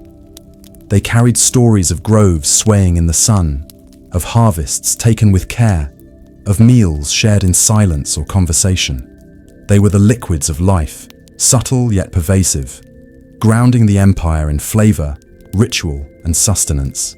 Their golden and amber hues reflected light, warmth, and abundance. A quiet reminder that even simple ingredients could elevate life, nourish the body, and soothe the spirit. And so, as Rome slept beneath stars mirrored in the Tiber, the faint smell of warmed oil, the tang of vinegar, and the distant aroma of roasted vegetables and meats mingled in the night air. The empire rested, nourished by centuries of labor, wisdom, and the gentle artistry of kitchens where oil and vinegar transformed humble grains, legumes, vegetables, and meats into a tapestry of taste, memory, and enduring satisfaction. Amid the familiar aroma of bread baking, legumes simmering, and olive oil sizzling in Roman kitchens, there existed another layer of scent and taste, one that could transform the humble into the extraordinary. Spices, herbs, and garum. These were the colors of Roman flavor, the tools of culinary alchemy that balanced simplicity with sophistication. They were both practical and poetic, connecting kitchens to distant lands, meals to culture, and the daily act of eating to ritual, art, and memory. Spices were among the most prized ingredients in Roman cuisine. Some arrived via caravan, ship, or river from distant lands, traveling hundreds or even thousands of miles to reach the tables of the wealthy. Black pepper, long prized for its sharp heat, came from India, often transported by networks of merchants, porters, and sailors who ensured that it remained intact and potent. Cinnamon, nutmeg, and cloves, rare and expensive, were imported from faraway lands, bringing scents and flavors that whispered of exotic shores. Each pinch of these spices was both taste and story, a reminder of the empire's reach and of the complexity of its connections to the wider world. Herbs, by contrast, were abundant, local, and versatile. Parsley, dill, coriander, mint, and rue grew in gardens, on windowsills, and along paths. They were simple, fragrant, and immediately available to any household. Herbs were used to season soups, porridge, vegetables, meats, and fish, offering subtle brightness, gentle sharpness, or soothing aroma. They were both culinary tools and medicine, bridging the worlds of nourishment and health. Romans understood that flavor could heal as well as delight, and they carefully matched herbs to the qualities of dishes, people, or occasions. Garum, however, was unique, pungent, briny, and pervasive. This fermented fish sauce was the essence of Roman kitchens, present in the humblest home and the grandest villa alike. Made by fermenting small fish with salt in large vats under the sun for weeks or months, garum produced a liquid that was intense, savory, and rich with umami. It could be mixed with oil, vinegar, or wine to season vegetables, meats, and legumes. Its smell was powerful, sometimes overwhelming, but its taste elevated every dish, transforming even plain porridge into something deeply satisfying. Garum was not merely seasoning, it was culture, identity, and connection, a liquid that carried the essence of the Mediterranean into every meal. The use of spices, herbs, and garum was meticulous. Chefs considered balance carefully. A pinch of pepper to warm a sauce, a sprinkle of coriander to brighten fish, a few drops of garum to enhance texture and depth. These elements were never overwhelming when used correctly. They were subtle, gentle guides of taste. Even the poor could access some of these flavors, though more sparingly. Dried herbs, local garum, or small quantities of imported spices allowed modest dishes to possess hints of complexity, offering satisfaction beyond mere sustenance. Markets thrived on these aromatic ingredients. Bundles of fresh herbs were displayed with care, their leaves glistening with dew, releasing scent when touched. Jars of dried spices were stacked meticulously, their colors vibrant and rich, reds, browns, golds, and blacks. Garum vendors poured small samples, allowing buyers to taste intensity and quality. The marketplace was a tapestry of sight, touch, and scent, a living classroom where Romans learned to appreciate nuance, quality, and subtlety in flavor. The cultural significance of flavor was profound. Spices and herbs were not just culinary, they were symbolic. Certain herbs were believed to protect against disease, aid digestion, or bring clarity of mind. Spices conveyed wealth, status, and cosmopolitan taste. Garum, ubiquitous yet potent, symbolized the Mediterranean itself, a reminder that food was deeply connected to land, sea, and labor. In combining these flavors, Romans engaged in a dialogue with nature, trade, and tradition, transforming each meal into a subtle, sensory narrative. In households, the preparation of dishes with spices, herbs, and garum was rhythmical and deliberate. Cooks ground pepper on stone mills, chopped herbs with care, and measured garum drop by drop. Every stir, sprinkle, and drizzle was a gentle gesture, a meditation on taste and patience. The act of seasoning became part of the sensory experience, the smell of herbs mingling with the richness of cooking legumes, the briny tang of garum infusing fish, and the warmth of roasted meat enveloping all. Even in public feasts, the art of flavor captivated participants. Banquets featured dishes where sweet, sour, and savory balanced delicately, enhanced by the thoughtful use of herbs and exotic spices. A simple vegetable dish could be elevated with fennel and coriander. Roasted fish could gain depth from garum and pepper. Each bite was a lesson in subtlety, a celebration of human ingenuity, and a gentle reminder of how labor, trade, and taste converged in the Roman world. Spices, herbs, and garum also carried memories, tying individuals to landscapes, seasons, and past meals. The smell of dried coriander might evoke childhood gardens. The tang of garum, a sea breeze on distant coasts. Flavor became temporal as well as sensory, connecting present experience with past knowledge and reinforcing the quiet intimacy between food and memory. Romans understood that eating was more than survival. It was a connection to culture, history, and the shared human experience of delight and nourishment. As night fell across the city, kitchens glowed with lamplight, and the scents of herbs, spices, and garum lingered in the warm air.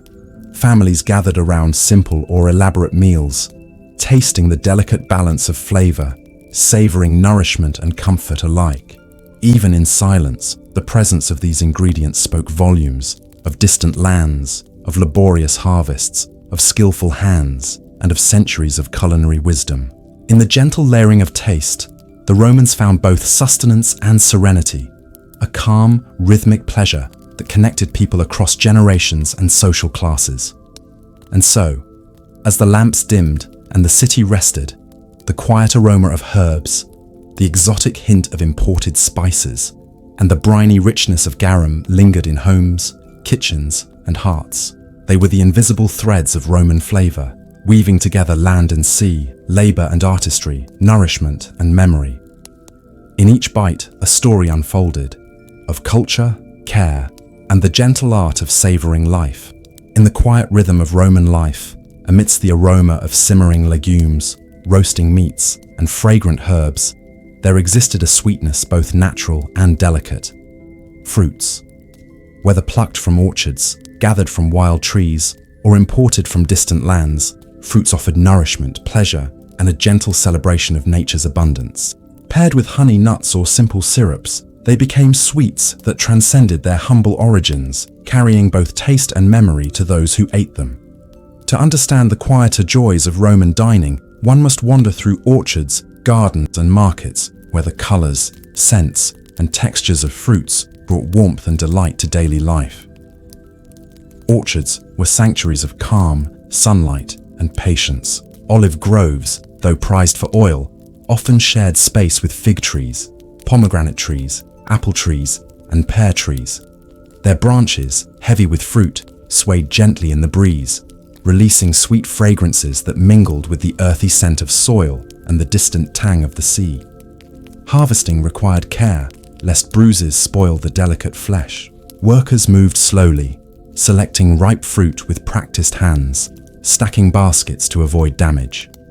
Even in the humblest household, a few fresh figs or apples could provide a sense of abundance, a gentle reward for labor, and a taste of nature's generosity. Figs, in particular, held deep significance. Fresh figs were cherished for their softness and sweetness, eaten as a snack or incorporated into bread and porridges. Dried figs were staples, preserving the summer harvest for winter months. Pomegranates, with their jewel-like seeds, were symbols of fertility and abundance, often served at feasts or offered in rituals. Apples and pears were versatile, eaten raw, cooked, or baked into simple desserts. Grapes, both fresh and dried as raisins, bridged the worlds of fruit and wine, offering sweetness, texture, and nourishment. Honey was the primary sweetener of Rome, gentle yet powerful in its versatility. Bees provided wax and honey alike, their labor enhancing both taste and ritual. Honey drizzled over fruits, stirred into porridge, or blended with nuts created early versions of desserts, rich in flavor yet subtle in effect. It was used sparingly in modest households and lavishly in villas and banquets, sometimes mixed with spices, herbs, or wine to create complex sweets that delighted all senses. Honey's sweetness was a bridge, connecting the land, the labor of bees, and the artistry of human hands. Markets were alive with color, scent, and anticipation. Piles of figs, grapes, apples, and pears glistened in the sun, while baskets of dried fruits, nuts, and honey jars beckoned with promise. Buyers examined texture, aroma, and color, choosing fruits that were ripe, fragrant, and perfect for immediate consumption or storage. Even in crowded, noisy spaces, the scent of fresh fruit carried a quiet joy, a reminder that life could be simple, flavorful, and beautiful. Street children nibbled on figs, mothers tucked grapes into small baskets for children, and chefs selected the ripest fruits to elevate meals, preserving taste and memory alike. Sweet preparations were inventive and varied. Fruits were poached in honey, stewed with wine, or baked into cakes and tarts. Nuts such as almonds, walnuts, and pine nuts added texture, richness, and subtle bitterness to balance sweetness. Simple desserts could be eaten immediately or stored for later, reflecting the Romans' understanding of preservation, patience, and the layering of flavor. Even in modest kitchens, a handful of dried figs or a drizzle of honey over boiled lentils could transform a meal into a comforting experience of taste, scent, and warmth. Fruits and sweets were also deeply symbolic. Figs and pomegranates appeared in religious offerings, associated with fertility, prosperity, and divine favor. Honey was used in rituals to anoint, bless, and honor. To consume these foods was to partake in cycles of nature and culture, connecting the mundane act of eating to the sacred, and the celebratory. Even the poor could experience moments of ritualized sweetness, whether at festivals, communal gatherings, or in small acts of daily indulgence. The social aspect of fruits and sweets was subtle yet profound. Families might gather to share figs, grapes, or honeyed bread, discussing daily matters, telling stories, or reflecting quietly. Children learned the seasons, the care of gardens, and the significance of offering a piece of fruit to elders or friends. Sweetness became a medium of connection, a gentle marker of time, labor, and care. Meals ended with fruit and honey not as extravagance, but as reflection, comfort, and the soft pleasure of taste remembered long after the last bite. Imported fruits added further layers of wonder. Dates from North Africa, pomegranates from the East, and tropical figs offered glimpses of distant lands. Even for those who never traveled beyond the city, these tastes connected them to the wider world, evoking curiosity, imagination, and delight. Culinary ingenuity transformed these gifts. Dates stuffed with nuts, pomegranates sprinkled with herbs, grapes baked into honeyed tarts. Every dish told a story, not only of taste, but of trade, travel, and human creativity. Even as the city slept, the aroma of honeyed fruit and baked desserts lingered in kitchens and halls. Lamplight illuminated bowls of figs, jars of honey, and golden cakes. Families paused in quiet reflection, tasting sweetness, savoring nourishment, and feeling the subtle rhythm of daily life. These flavors were gentle, meditative, and restorative, a reminder that indulgence need not be extravagant, and that the simplest foods could evoke wonder, comfort, and memory. And so, as night embraced Rome, and the Tiber reflected stars in still waters, the scents of fruits, honey, and delicacies lingered in homes and hearts alike. They were reminders of nature's bounty, of careful labor, and of the artistry of preparation. In every bite, Romans found comfort, joy, and quiet reflection. A gentle sweetness that nourished body, mind, and spirit, preparing them for rest, dream, and the subtle magic of life unfolding in every season. In the quiet heart of Roman life, beneath the echoes of streets and the distant lapping of the Tiber, lay the humble foundation of sustenance, bread and grains. To Romans of every class, from the wealthiest patricians to the humblest plebeians, these staples were more than nourishment. They were ritual, labor, and daily meditation. The smell of freshly ground flour, the warmth of ovens, and the rhythmic pounding of dough connected people to the land, to generations of labor, and to the quiet heartbeat of the empire itself. Grains were the backbone of Roman agriculture and cuisine. Wheat, barley, and spelt thrived in fields stretching across hillsides and plains, tilled by farmers whose lives were governed by the rhythm of seasons. Spring sowing, summer tending, and autumn harvest required patience, skill, and resilience. Wheat, prized for its fine flour, was used in breads, cakes, and porridge, while barley, more robust and accessible, fed the masses in simple breads and stews. Spelt, ancient and hardy, provided nutrition and variety. Each grain carried the essence of the soil, the sun, and the careful labor that brought it from field to kitchen. Milling was a crucial part of this process. Grain was ground using stone mills, often powered by water, animals, or human labor. The grinding was slow, rhythmic, and deliberate, producing flour of varying fineness. The resulting flour was the base of countless dishes, from dense loaves eaten by workers to delicate, airy bread served in the halls of the wealthy. The act of milling connected people to centuries of tradition, echoing with the same rhythmic motion that had sustained generations before. Bread itself was deeply integrated into Roman culture. In humble households, it was coarse, dense, and nourishing, often supplemented with olive oil, honey, or herbs. In the homes of the elite, bread could be light, leavened with yeast, shaped into intricate forms, or sprinkled with spices and seeds. It was a canvas upon which flavors, textures, and creativity could be expressed. Even the simplest loaves carried significance. They were a symbol of sustenance, patience, and the quiet labor that underpinned life in Rome. The preparation of bread was methodical and almost ceremonial.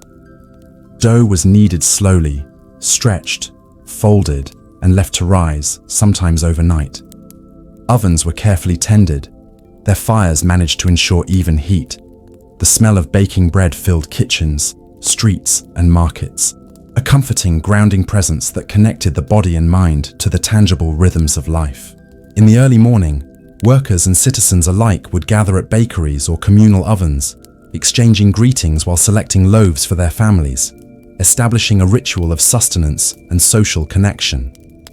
Bread was also a marker of status and generosity. The grain dole, or annona, distributed by the state to citizens, underscored the political and social importance of wheat. Public bakers, magistrates, and officials ensured that even the poor had access to basic sustenance. In wealthier homes, bread might be accompanied by honeyed fruits, cheeses, or meats, while in poorer households, it remained a simple, reliable source of nourishment. Every bite carried the weight of civic structure, community, and care, linking individual survival to collective well-being. Grains extended beyond bread. Porridges, or pulse, were central to daily life, often flavored with herbs, vegetables, or small amounts of meat or fish. Barley or spelt boiled slowly, releasing a comforting aroma and providing energy for laborers, soldiers, and children alike. Porridge was a humble, meditative food, consumed slowly, connecting those who ate it to the cycles of growth, harvest, and preparation. Even when supplemented by other ingredients, it remained a quiet, grounding presence in the Roman diet. Markets and granaries were hubs of both commerce and learning. Flour, whole grains, and baked goods were carefully displayed, weighed, and sold. Buyers touched, smelled, and examined products with discerning care, ensuring quality and freshness. Grain stores were vital for both city and countryside, reflecting planning, foresight, and understanding of seasonal cycles. For Rome to thrive, its people required not only access to bread and grains, but also knowledge, labor, and organization. A quiet, sustaining backbone of empire. The social and cultural significance of bread extended into rituals and festivals. During religious ceremonies, bread was offered to gods, marking gratitude, protection, and continuity. Loaves might be shared among families or communities, symbolizing unity, care, and abundance. Children learned to recognize the importance of preparation, sharing, and the cyclical nature of life, absorbing knowledge through taste, sight, and smell. Bread connected past, present, and future, bridging generations with every rising and baking of dough. Even in quiet domestic kitchens, bread and grains carried subtle artistry. Bakers experimented with shapes, textures, and combinations, infusing dough with herbs, nuts, or honey. Loaves were sometimes shaped into symbolic forms for festivals or celebrations, demonstrating creativity, care, and attention. Every kneading, folding, and baking was both practical and meditative, echoing the broader rhythm of Roman life. At night, as lamps dimmed and ovens cooled, the scent of freshly baked bread lingered in homes, markets, and streets. It was a comfort, a memory, and a promise of sustenance to come. Families rested with bowls of porridge or slices of bread, tasting warmth, nourishment, and quiet abundance. Bread and grains were more than food. They were connection, labor, ritual, and artistry intertwined. They sustained the body, anchored daily life, and provided a gentle, rhythmic meditation on the beauty of labor, the cycles of nature, and the small, persistent joys of existence. And so, as Rome slept beneath starlit skies, the faint scent of flour and baked bread mingled with the distant aromas of roasted meats, simmering legumes, and fresh fruits. It was a city nourished not only by ingredients, but by rhythm, patience, and care. Bread, humble yet profound, reminded all who partook of it that life, though fleeting, could be both sustaining and comforting, a quiet ritual, and a gentle embrace of daily life's enduring foundation.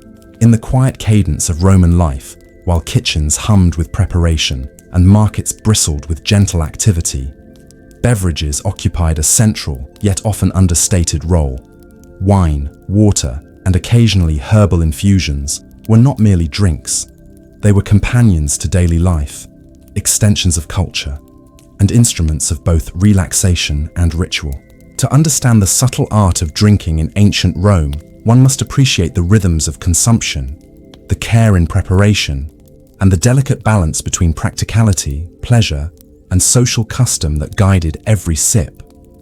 Water, the most fundamental of all beverages, was a mark of Roman ingenuity and urban sophistication. Aqueducts stretched across the countryside and cities, carrying crystal-clear streams from distant hills into fountains, baths, and private homes. Citizens and slaves alike depended on these channels, collecting water for cooking, washing, and drinking. The freshness of water was a reminder of the landscape, filtered through the labor of engineers, builders, and maintenance workers. In homes, water was used carefully, poured into clay or bronze vessels, sometimes chilled in shaded cellars, always treated as essential, valuable, and life-giving. Wine, however, was the true heart of Roman beverages, the liquid around which social and domestic life revolved. It was rarely consumed in its pure form. Instead, it was diluted with water, a practice reflecting both taste and restraint. Wine ranged from light and fragrant to dark and robust, its quality reflecting the region, grape variety, and methods of fermentation. The elite could access rare vintages, aged in amphorae, and carefully preserved, while common citizens drank simpler wines, blended with water, honey, or herbs. Even the humblest cup carried culture, history, and a sense of shared identity across the empire. The preparation of wine was deliberate. Grapes were harvested at peak ripeness, crushed gently, and left to ferment in large clay or wooden vessels. Skilled vintners monitored the process, tasting frequently, adjusting blends, and ensuring balance between sweetness, acidity, and body. The process was both science and art, a quiet meditation on nature's cycles and human craftsmanship. Wine was also stored and transported with care, sealed in amphorae, sometimes lined with resin or wax to preserve flavor, reflecting a sophisticated understanding of chemistry and preservation. Romans infused wine with additional flavors to enhance taste and mask imperfections. Honey, herbs, and spices were added, creating subtle aromatic layers that delighted the senses. Mulsum, a mixture of wine and honey, was a gentle introduction to meals or a calming evening drink. Aromatic herbs such as mint, rue, or bay leaves could be steeped with wine, adding complexity, soothing qualities, and medicinal benefits. Each cup was both practical and poetic, a testament to Roman skill and imagination. The ritual of drinking was also carefully observed.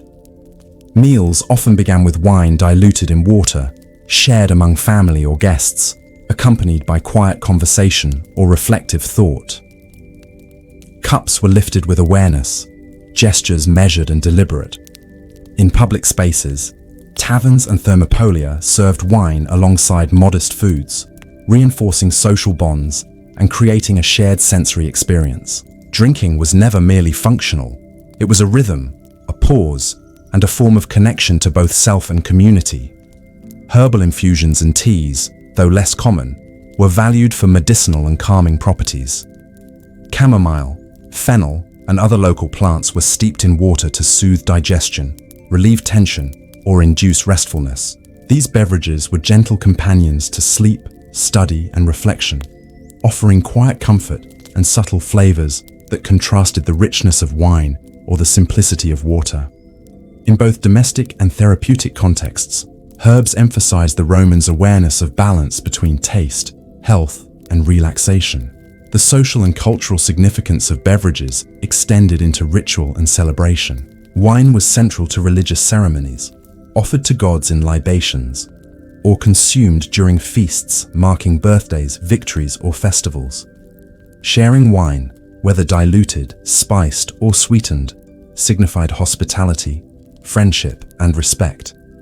Even water held sacred associations, flowing from fountains dedicated to deities or used in purification rituals.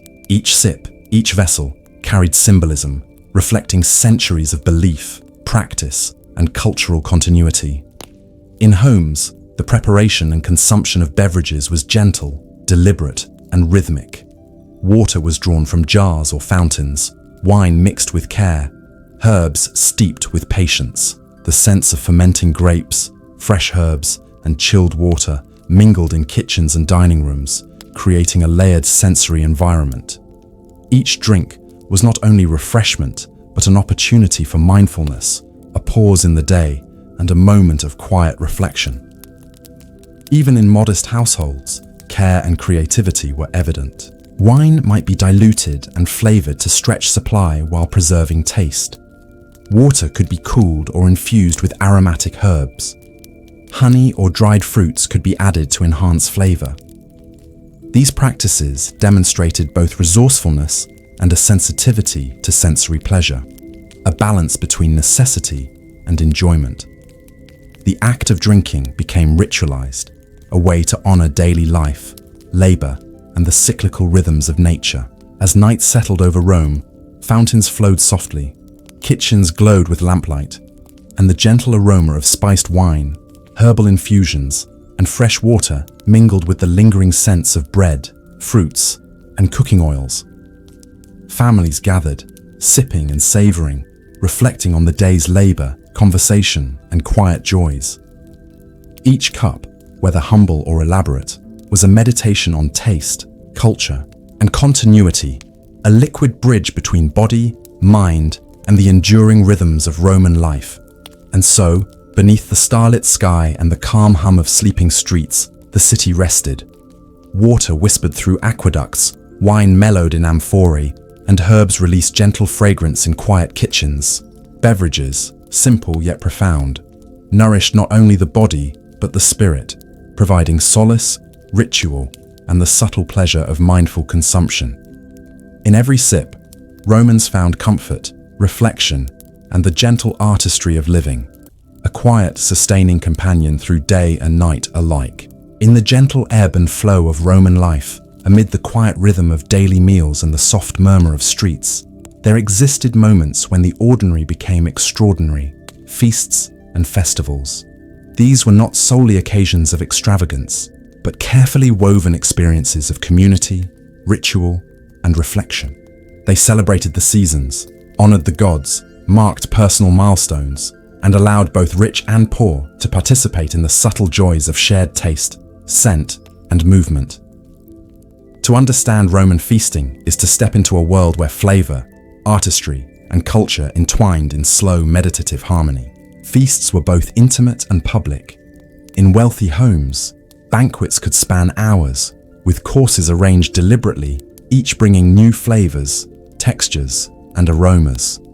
Slaves moved quietly, pouring wine diluted with water, drizzling oil over vegetables, and arranging fruits and desserts with careful attention to aesthetics. The atmosphere was calm, even ceremonial. The goal was not frenzy, but rhythm, continuity, and subtle delight. Music might drift softly from lyres or flutes, adding another layer to the sensory experience without overpowering conversation or reflection. Guests observed manners, gestures, and pace, learning from both food and environment. Even in these grand meals, the emphasis was on appreciation rather than indulgence. The structure of a feast reflected Roman understanding of balance. Meals began with appetizers, often composed of vegetables, olives, or small seafood dishes. These were followed by main courses of legumes, meats, or fish, prepared with herbs, spices, and garum to heighten taste. Fruits, nuts, and honeyed delicacies concluded the meal, leaving a sense of calm satisfaction rather than overstimulation. Wine, diluted and sometimes spiced, accompanied each course, guiding the rhythm of conversation, contemplation, and reflection. In this careful pacing, each participant was invited to notice subtleties, aroma, texture, temperature, and even the story behind each ingredient. Festivals expanded this experience to the wider community. Seasonal celebrations honored deities, the harvest, or civic milestones. Streets were filled with gentle music, decorated with garlands, and populated by citizens of all classes, each participating in rituals, offerings, and communal meals. Food played a central role. Bread, fruits, legumes, and wine were shared among neighbors, while public banquets allowed citizens to experience flavors and practices they might not encounter daily. These festivals reinforced a sense of belonging, memory, and cultural continuity, creating moments where the mundane act of eating became an affirmation of life, community, and the passage of time. Sacred offerings intertwined closely with feasts. Animals, grains, fruits, and wine were presented to gods in temples or at home altars, accompanied by quiet prayers and ritual gestures. The act of offering was both spiritual and aesthetic, emphasizing respect, gratitude, and reflection. Even after offerings, the food often returned to human tables, linking sacred and domestic life in a continuous circle of nourishment, reverence, and subtle celebration. This rhythm reminded Romans that food was never merely fuel, it was memory, culture, and quiet meditation. Preparation for feasts was an art of patience and care. Ingredients were selected carefully, combining freshness, aroma, and balance. Vegetables were blanched or roasted, meats and fish marinated and seasoned with herbs, spices, and garum. Fruits were sliced, poached, or drizzled with honey. Tables were arranged to delight the eye as well as the palate. Bowls of olives glistened in oil. Plates of fruits reflected soft lamplight, and vessels of wine shimmered in gentle warmth. Even the act of laying the table was deliberate, a reflection of respect for both guests and ingredients. Feasts also nurtured reflection and storytelling. As dishes were passed, conversations wandered between family history, local events, philosophical musings, and simple observations of life. Children learned manners, elders shared wisdom, and participants absorbed the subtleties of social etiquette. Taste became intertwined with thought. Savoring a fig, a slice of bread, or a honeyed dessert became a lesson in patience, observation, and appreciation. Each bite, each sip, and each shared glance created a tapestry of memory that lingered long after the meal had ended.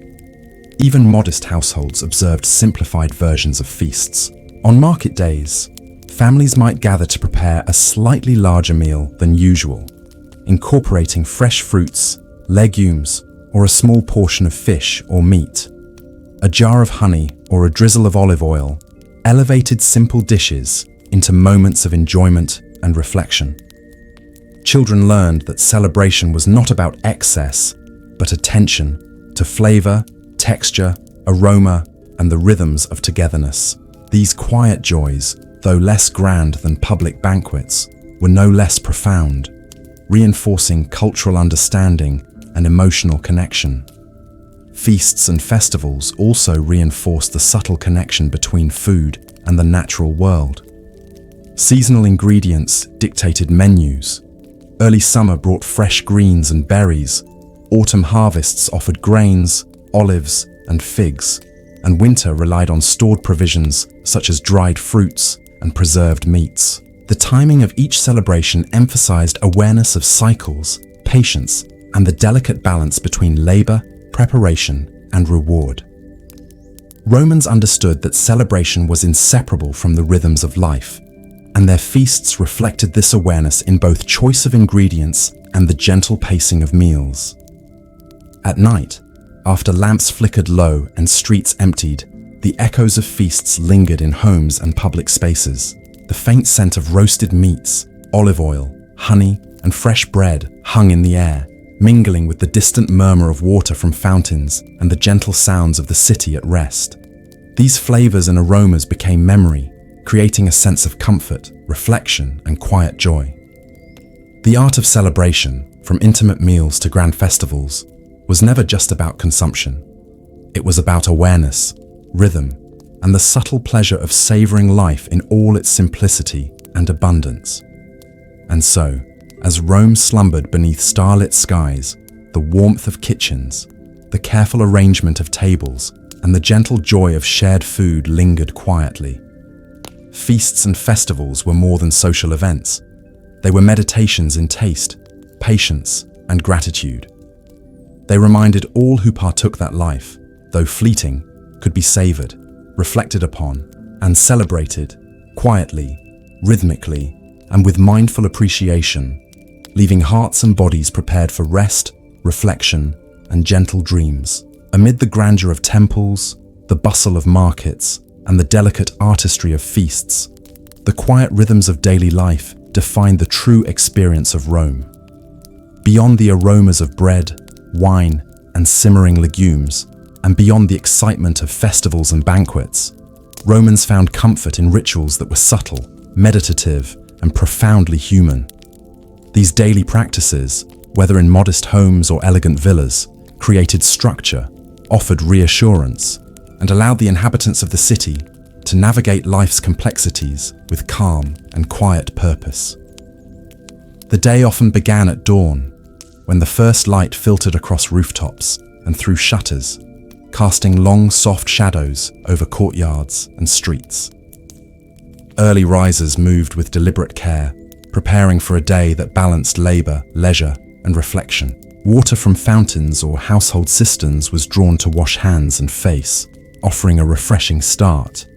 Some households maintained small gardens or pots of herbs, and the morning might begin with tending these plants, a quiet, grounding task that connected the Romans to nature and to the cycle of seasons. Even in the simplest homes, the act of caring for plants or cleaning floors provided rhythm, purpose, and a subtle form of mindfulness. Breakfast, though often modest, was a gentle ritual. Bread dipped in water, occasionally sweetened with honey, paired with fruit or olives, provided nourishment and quiet contemplation. This meal was not hurried. It offered time to consider the day ahead, to exchange a few words with family members, or to enjoy a moment of stillness. In wealthier homes, breakfast could include cheese, dried fruits, and a lightly spiced wine. Even the act of preparing this first meal was thoughtful. Kneading dough, slicing fruit, or stirring porridge required patience and attention, grounding Romans in the tangible realities of daily life. Work began quietly, guided by necessity, craft, or profession. Farmers tended fields with measured effort, observing the soil, water, and sun. Artisans shaped clay, metal, or wood, following rhythmic movements passed down through generations. Scribes, teachers, and merchants approached their tasks with steady hands and careful thought. The city thrummed softly with labor, yet always in a measured, deliberate manner. No rush, no chaos, only the slow cadence of effort, punctuated by the occasional greeting, the clatter of tools, or the distant laughter of children. Meals during the day mirrored this quiet rhythm. Lunch was often light, a simple bread and cheese, perhaps supplemented by legumes, olives, or small fish. This midday pause allowed people to recharge, reflect, and share minor news of the streets or fields. Families or workers might gather briefly, appreciating not only sustenance but also connection.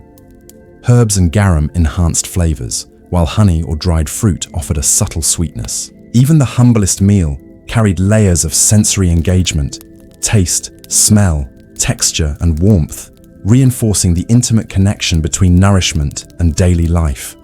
Rest and leisure were equally important, forming gentle counterpoints to labor.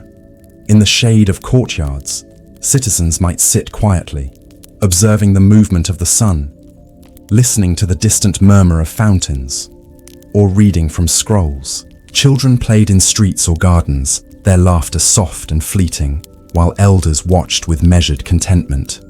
Baths, when accessible, provided not only hygiene, but also moments of meditation. The water, warm and enveloping, offered calm reflection, a soothing counterpoint to work, and a reminder that bodily care and mental tranquility were intertwined.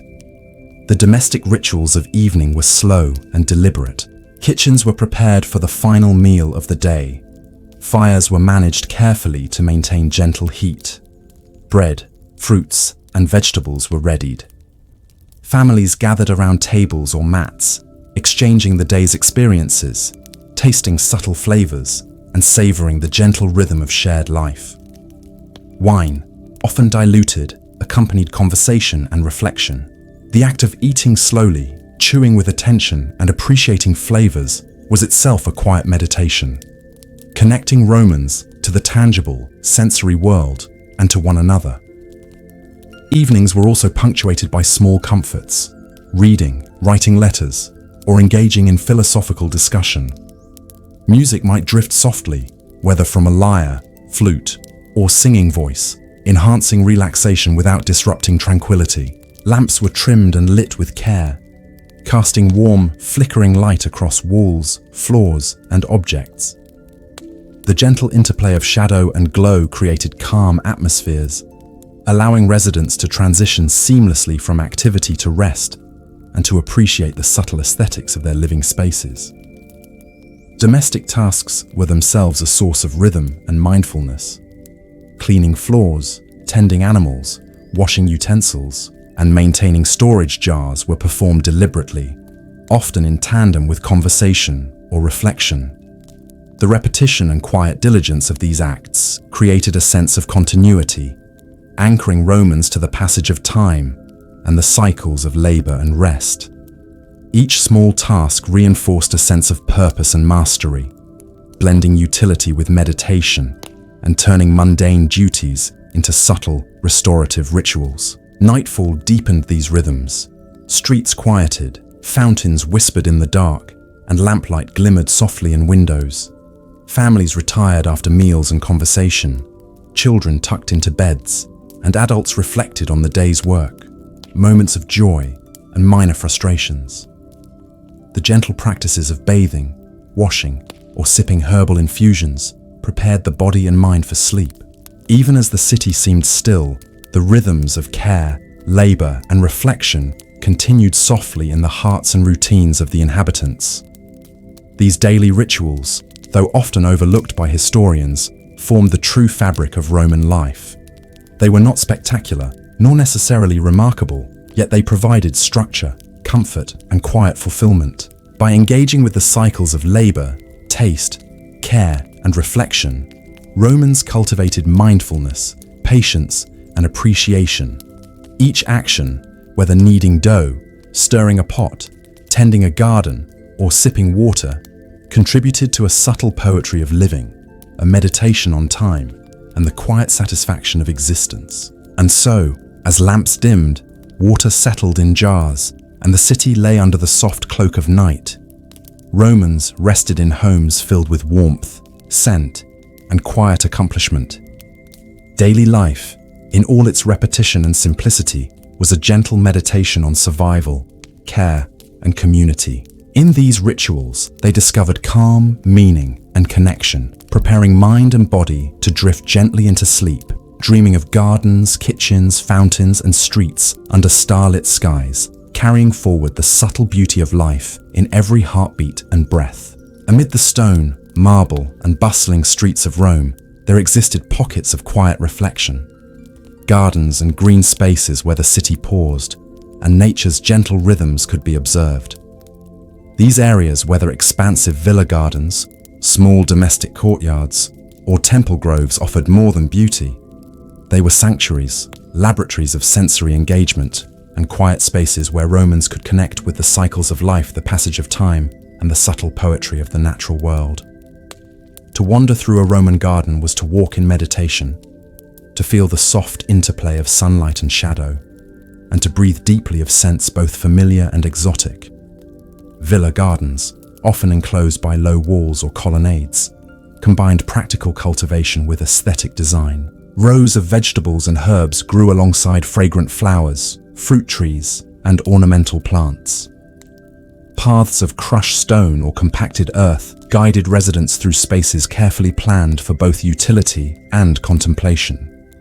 The scent of rosemary, thyme, and lavender mingled with the soft aroma of roses, violets, and jasmine. Water features, small fountains, reflecting pools, or channels carved into stone, added gentle movement, a reflective quality, and the soothing murmur of flowing liquid. In these gardens, every element was arranged to evoke calm, to engage the senses, and to remind Romans of the delicate balance between cultivation and care. Domestic courtyards offered similar, though smaller, experiences. Potted plants, vine-covered trellises, and raised beds allowed even modest households to enjoy greenery, scent, and occasional shade. Herbs and vegetables provided practical nourishment, while flowers and small trees offered visual delight and fragrance. Children might wander barefoot, noticing the texture of leaves or the buzzing of bees, while adults attended to watering, pruning, or harvesting. These simple, repetitive acts connected residents to the cycles of nature, imparting lessons of patience, observation, and quiet diligence. Even small green spaces became intimate classrooms and meditative retreats, offering subtle comfort amidst urban life. Fruit trees were central to both practical and contemplative aspects of gardens. Figs, pomegranates, apples, and olives provided nourishment and a visual rhythm as their branches swayed in the breeze. The ripening of fruit marked the passage of seasons, a tangible reminder of time's gentle unfolding. Harvesting was deliberate, slow, and almost ceremonial, selecting ripe fruits, arranging them carefully in baskets, and storing or preparing them for meals. This act of attention created a connection between humans, earth, and time, and offered quiet satisfaction that was both sensory and reflective. Flowers and ornamental plants contributed to subtle, emotional resonance. Roses, violets, and irises were chosen for color, fragrance, and seasonal bloom. Their careful placement near fountains, walkways, or dining areas created a sensory harmony that encouraged lingering, reflection, and mindfulness. Petals might fall into water channels or onto stone pathways, reminding viewers of fleeting beauty and the gentle impermanence of life. The interplay of color, scent, and texture evoked calm, reflection, and a subtle awareness of the surrounding environment. Herbs and vegetables, beyond their practical use, also offered aesthetic and aromatic qualities.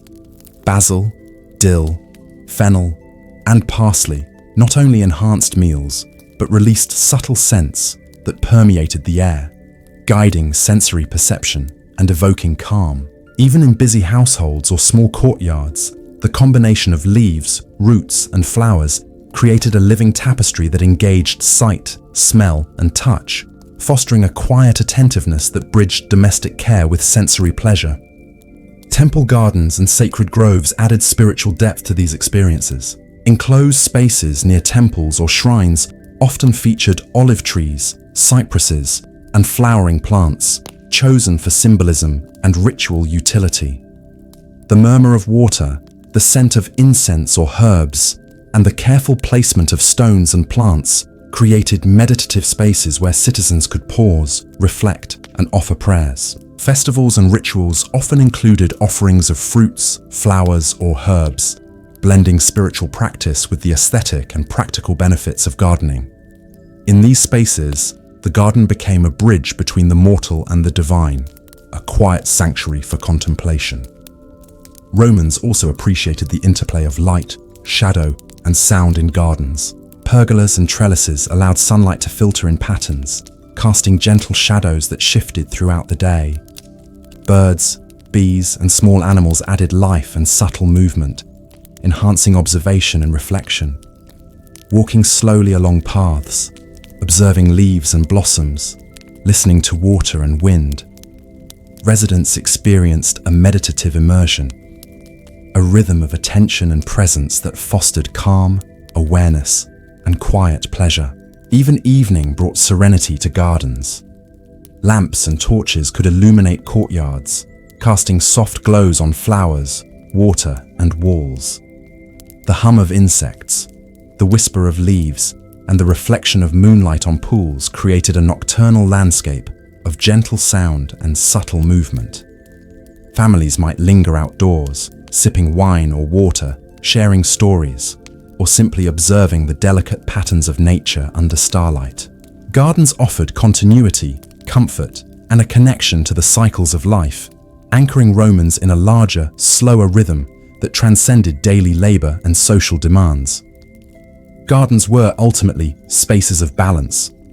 They combined practicality with beauty, nourishment with contemplation, labor with pleasure. Residents who tended plants and observed seasonal changes developed patience, mindfulness, and a profound appreciation for life's subtleties. Each bloom, leaf, fruit, or herb contributed to a sensory meditation on the passage of time, the cycles of nature, and the quiet artistry of living intentionally. In these cultivated spaces, Romans discovered not only aesthetic beauty, but emotional calm, reflection, and the gentle rhythms of existence that prepared them for rest, reflection, and dream. And so, beneath the warmth of the sun or the silvered glow of moonlight, gardens and green spaces whispered their quiet truths. The rustle of leaves, the murmur of fountains, and the soft scent of flowers and herbs mingled in meditative harmony.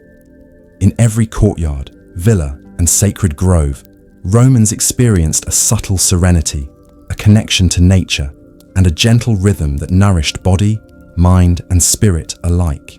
Gardens were more than decoration. They were a sanctuary, a teacher, and a companion in the soft unfolding of life. Amid the grandeur of Roman villas, bustling marketplaces, and serene gardens, there existed another rhythm, quieter yet essential, the pulse of daily labor maintained by slaves and servants. Often overlooked in historical narratives, their work shaped the flow of daily life, sustaining households, shops, and public spaces.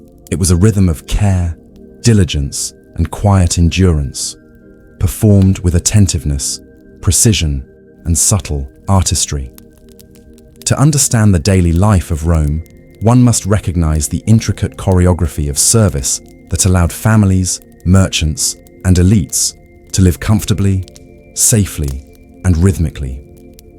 In the early morning, before the city fully awakened, slaves began their duties. Some drew water from fountains or cisterns, carrying it carefully to kitchens, baths, or gardens. Others stoked fires in hearths, trimmed lamps, or prepared ovens for baking bread. The tasks were repetitive, often physically demanding, yet they were performed with careful attention. Each movement was deliberate, lifting, stirring, cleaning, or arranging with measured precision. The quiet diligence of these actions reflected both training and necessity, ensuring that the household could function smoothly while maintaining order and cleanliness. Slaves in wealthy households often performed specialized duties, moving with near-invisible efficiency. Personal attendants dressed their masters, selected garments, or braided hair with care, ensuring appearance and ritual observances were upheld. Kitchen slaves prepared complex meals, grinding grains, mixing sauces, chopping vegetables, marinating fish, and managing firewood. The preparation of a single meal involved numerous small tasks, each requiring knowledge, timing, and attention to detail. Even the scent of herbs, the warmth of bread baking, or the subtle texture of a dish reflected the skill of those working behind the scenes, shaping sensory experiences for others while remaining largely unseen. In urban households, slaves also acted as messengers, cleaners, and guardians. Courtyards, hallways, and storage rooms were maintained with constant vigilance, ensuring that spaces remained functional and orderly. Shops and workshops depended on their labor, fetching materials, preparing surfaces, cleaning tools, and assisting artisans. Their work, though quiet and often hidden, was indispensable, creating a foundation upon which the life of the household or business could flourish. Beyond the mechanics of labor, there existed a subtle rhythm of observation and awareness. Slaves learned to anticipate needs, to adjust their pace to match that of their masters, and to balance efficiency with discretion. This attentiveness cultivated a form of mindfulness, though born of obligation, that allowed them to move through spaces with quiet grace, timing their actions to the flow of household life. Even repetition, monotony, and long hours were interwoven with subtle artistry. Arranging a table, folding garments, or lighting lamps required both physical care and aesthetic sensibility. Agricultural slaves maintained a parallel rhythm outside urban centers. In fields, vineyards, and orchards, they rose before dawn, tending soil, planting, harvesting, and irrigating. Every movement followed the cycles of nature, the rising sun, and seasonal changes. Hands immersed in earth, they observed the growth of plants, the ripening of fruit, and the passage of time with intimate awareness.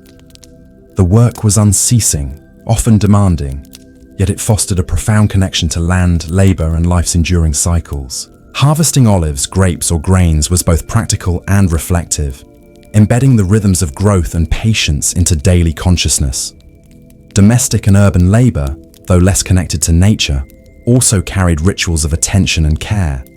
Cooking involved timing, sensory judgment, and observation of ingredients. Cleaning required knowledge of materials, surfaces, and subtle changes in texture or scent. Water had to be drawn, heated, and applied thoughtfully. Lamps had to be maintained, fires tended, and floors swept with precision. Each act, though repetitive, contributed to an overall harmony that allowed households to function smoothly, while maintaining calm and order in spaces that could otherwise be chaotic. The social dimension of labor also existed quietly. Slaves and servants shared knowledge, tasks, and minor interactions, forming subtle networks of cooperation. Meals were sometimes shared in corners of kitchens or courtyards, offering moments of camaraderie and rest. Observing patterns of human behavior, these laborers developed insights into the moods, preferences, and expectations of those they served. Their world, though constrained, was rich with observation, subtle communication, and the quiet mastery of daily life. Even in moments of rest, the pulse of labor lingered. Tools were cleaned, fires extinguished or banked for morning, and spaces organized for efficiency. Courtyards and workshops, once filled with movement, now retained only echoes of footsteps, the faint scent of herbs, bread, and ash, and the subtle warmth of objects handled during the day. This pause between activity and rest allowed for reflection, minor repairs, and preparation for the next day's rhythm. Labor and care, attention and mindfulness continued to shape life even in the absence of overt movement. Throughout the city, the quiet pulse of labor sustained not only households, but the broader rhythm of Rome itself. Markets depended on goods prepared and transported by hands unseen, homes depended on meals, cleaning, and service, and artisans relied on assistants to maintain order and supply. Slaves and servants were, in essence, the invisible heartbeat of the city, their work creating stability, continuity, and subtle artistry in the background of daily life. And so, as night fell over the city, streets emptied, fountains whispered softly, and the scent of kitchens lingered in the air, the laborers rested briefly, knowing that the rhythm would resume at dawn. Their lives, intertwined with the cycles of work, family, and community, were quiet yet essential, repetitive yet infused with subtle skill and mindfulness. In their careful, unhurried actions, Rome found stability, beauty, and continuity, a gentle, unseen pulse that underpinned the city's life and offered an enduring meditation on care, attention, and the quiet poetry of labor. In the quiet corners of Roman homes, in the open spaces of temples, and along shaded groves, religion permeated daily life with a gentle, pervasive rhythm. It was not only the grand spectacle of festivals or public ceremonies that marked Roman devotion, but the subtle, habitual acts of prayer, offerings, and reflection that created continuity, calm, and connection. In these small meditative practices, Romans sought guidance, expressed gratitude, and engaged in moments of quiet contemplation that harmonized the human experience with the divine. In domestic spaces, religion began with the household shrine, the lararium, often positioned in a quiet corner of the atrium. Here, small statues of household gods, the lares and penates, watched over the family, their presence a reminder of protection, continuity, and care. Every morning, before leaving for work or study, Romans offered prayers, lighted small lamps or incense, and placed food, often bread, fruit, or wine, before the figures. These gestures, though small, were rhythmic and deliberate, blending spiritual mindfulness with daily routine. The act of presenting offerings, even modest ones, was both grounding and comforting, a quiet affirmation of faith that framed the day in gentle reflection. Temple life expanded these practices into communal devotion. Temples, with their marble columns, shaded porticos, and softly echoing halls, were places where citizens could pause in contemplation. Priests, robed in white, performed rituals with measured care, sprinkling water, lighting incense, chanting prayers, and arranging offerings of fruit, grains, or small animals. Observers watched attentively, learning the cadence of sacred gestures, the meaning behind each symbolic act, and the delicate interplay of sound, scent, and visual symbolism. Even those who could not participate in ritual preparation experienced the meditative calm of the space, the hushed murmurs, the gentle glow of lamps, the scent of burning herbs, and the reflective silence that permeated the temple. Seasonal festivals infused religion with community, art, and slow celebration. Days dedicated to gods such as Ceres, Jupiter, or Vesta combined processions, offerings, and public feasts with quiet reflection. Though often viewed as celebratory spectacles, these festivals were structured, measured, and designed to foster awareness of cycles, agricultural, seasonal, and personal. The careful preparation of ritual foods, the placement of offerings, and the choreography of processions emphasized mindfulness, attentiveness, and subtle engagement with both nature and divinity. Participation allowed Romans to experience continuity, grounding, and reassurance in the eternal patterns of life. Prayer itself was a gentle, contemplative act, often performed silently or in measured words. It was not always a plea or request. Sometimes it was acknowledgement, gratitude, or reflection on fortune and time. Small gestures, touching the shrine, bowing the head, or offering a drop of wine, carried meaning, rhythm, and intention. The repetition of such acts, performed daily, connected individuals to a larger, enduring pattern. These rhythms of devotion encouraged calm observation, patience, and a meditative engagement with existence. Religious practice extended even to work and leisure. Farmers offered small tokens before planting or harvesting, seeking blessings for growth and protection from misfortune. Artisans observed minor rituals before crafting or selling their work, acknowledging unseen forces guiding skill and fortune. Children were taught early to respect these practices, understanding that the divine was present in both mundane and extraordinary acts. In this way, religion intertwined with daily life seamlessly, reinforcing both personal mindfulness and social cohesion. Even the smallest domestic tasks could become spiritual. Lighting lamps at dusk, arranging food, or watering plants could carry symbolic weight, a reflection of care and attentiveness that mirrored devotion to the divine. Slaves and servants, while performing these tasks for their masters, often absorbed these rhythms, participating indirectly in acts of ritual mindfulness. Each gesture, whether for sustenance, cleanliness, or preparation, became a quiet meditation in action. The rhythm of religious life extended to nightfall. Lamps flickered in the atrium and temple halls, casting shadows on sacred statues and walls. The scent of incense lingered softly, blending with the aroma of evening meals. Even as the city hushed, the pulse of devotion persisted. Prayers whispered, offerings left, and silent reflection maintained continuity between human life and the eternal, calming the heart and mind before sleep. Through these daily acts, Romans cultivated a sense of balance and stability. Religion was not merely belief, but a framework for life, a measured rhythm that harmonized labor, leisure, sustenance, and community. In prayers, offerings, and quiet observation, the people found comfort, reflection, and reassurance that they were part of a larger, enduring world. Even when hardships arose, these rituals provided subtle calm, a reminder of cycles, continuity, and gentle permanence in a transient world. And so, as the city of Rome lay under the soft glow of lamps and stars, the scent of incense and herbs lingering in the air, citizens rested with hearts attuned to quiet devotion, the rhythm of prayer, the careful placement of offerings, and the measured pace of sacred gestures created continuity, calm, and inner reflection.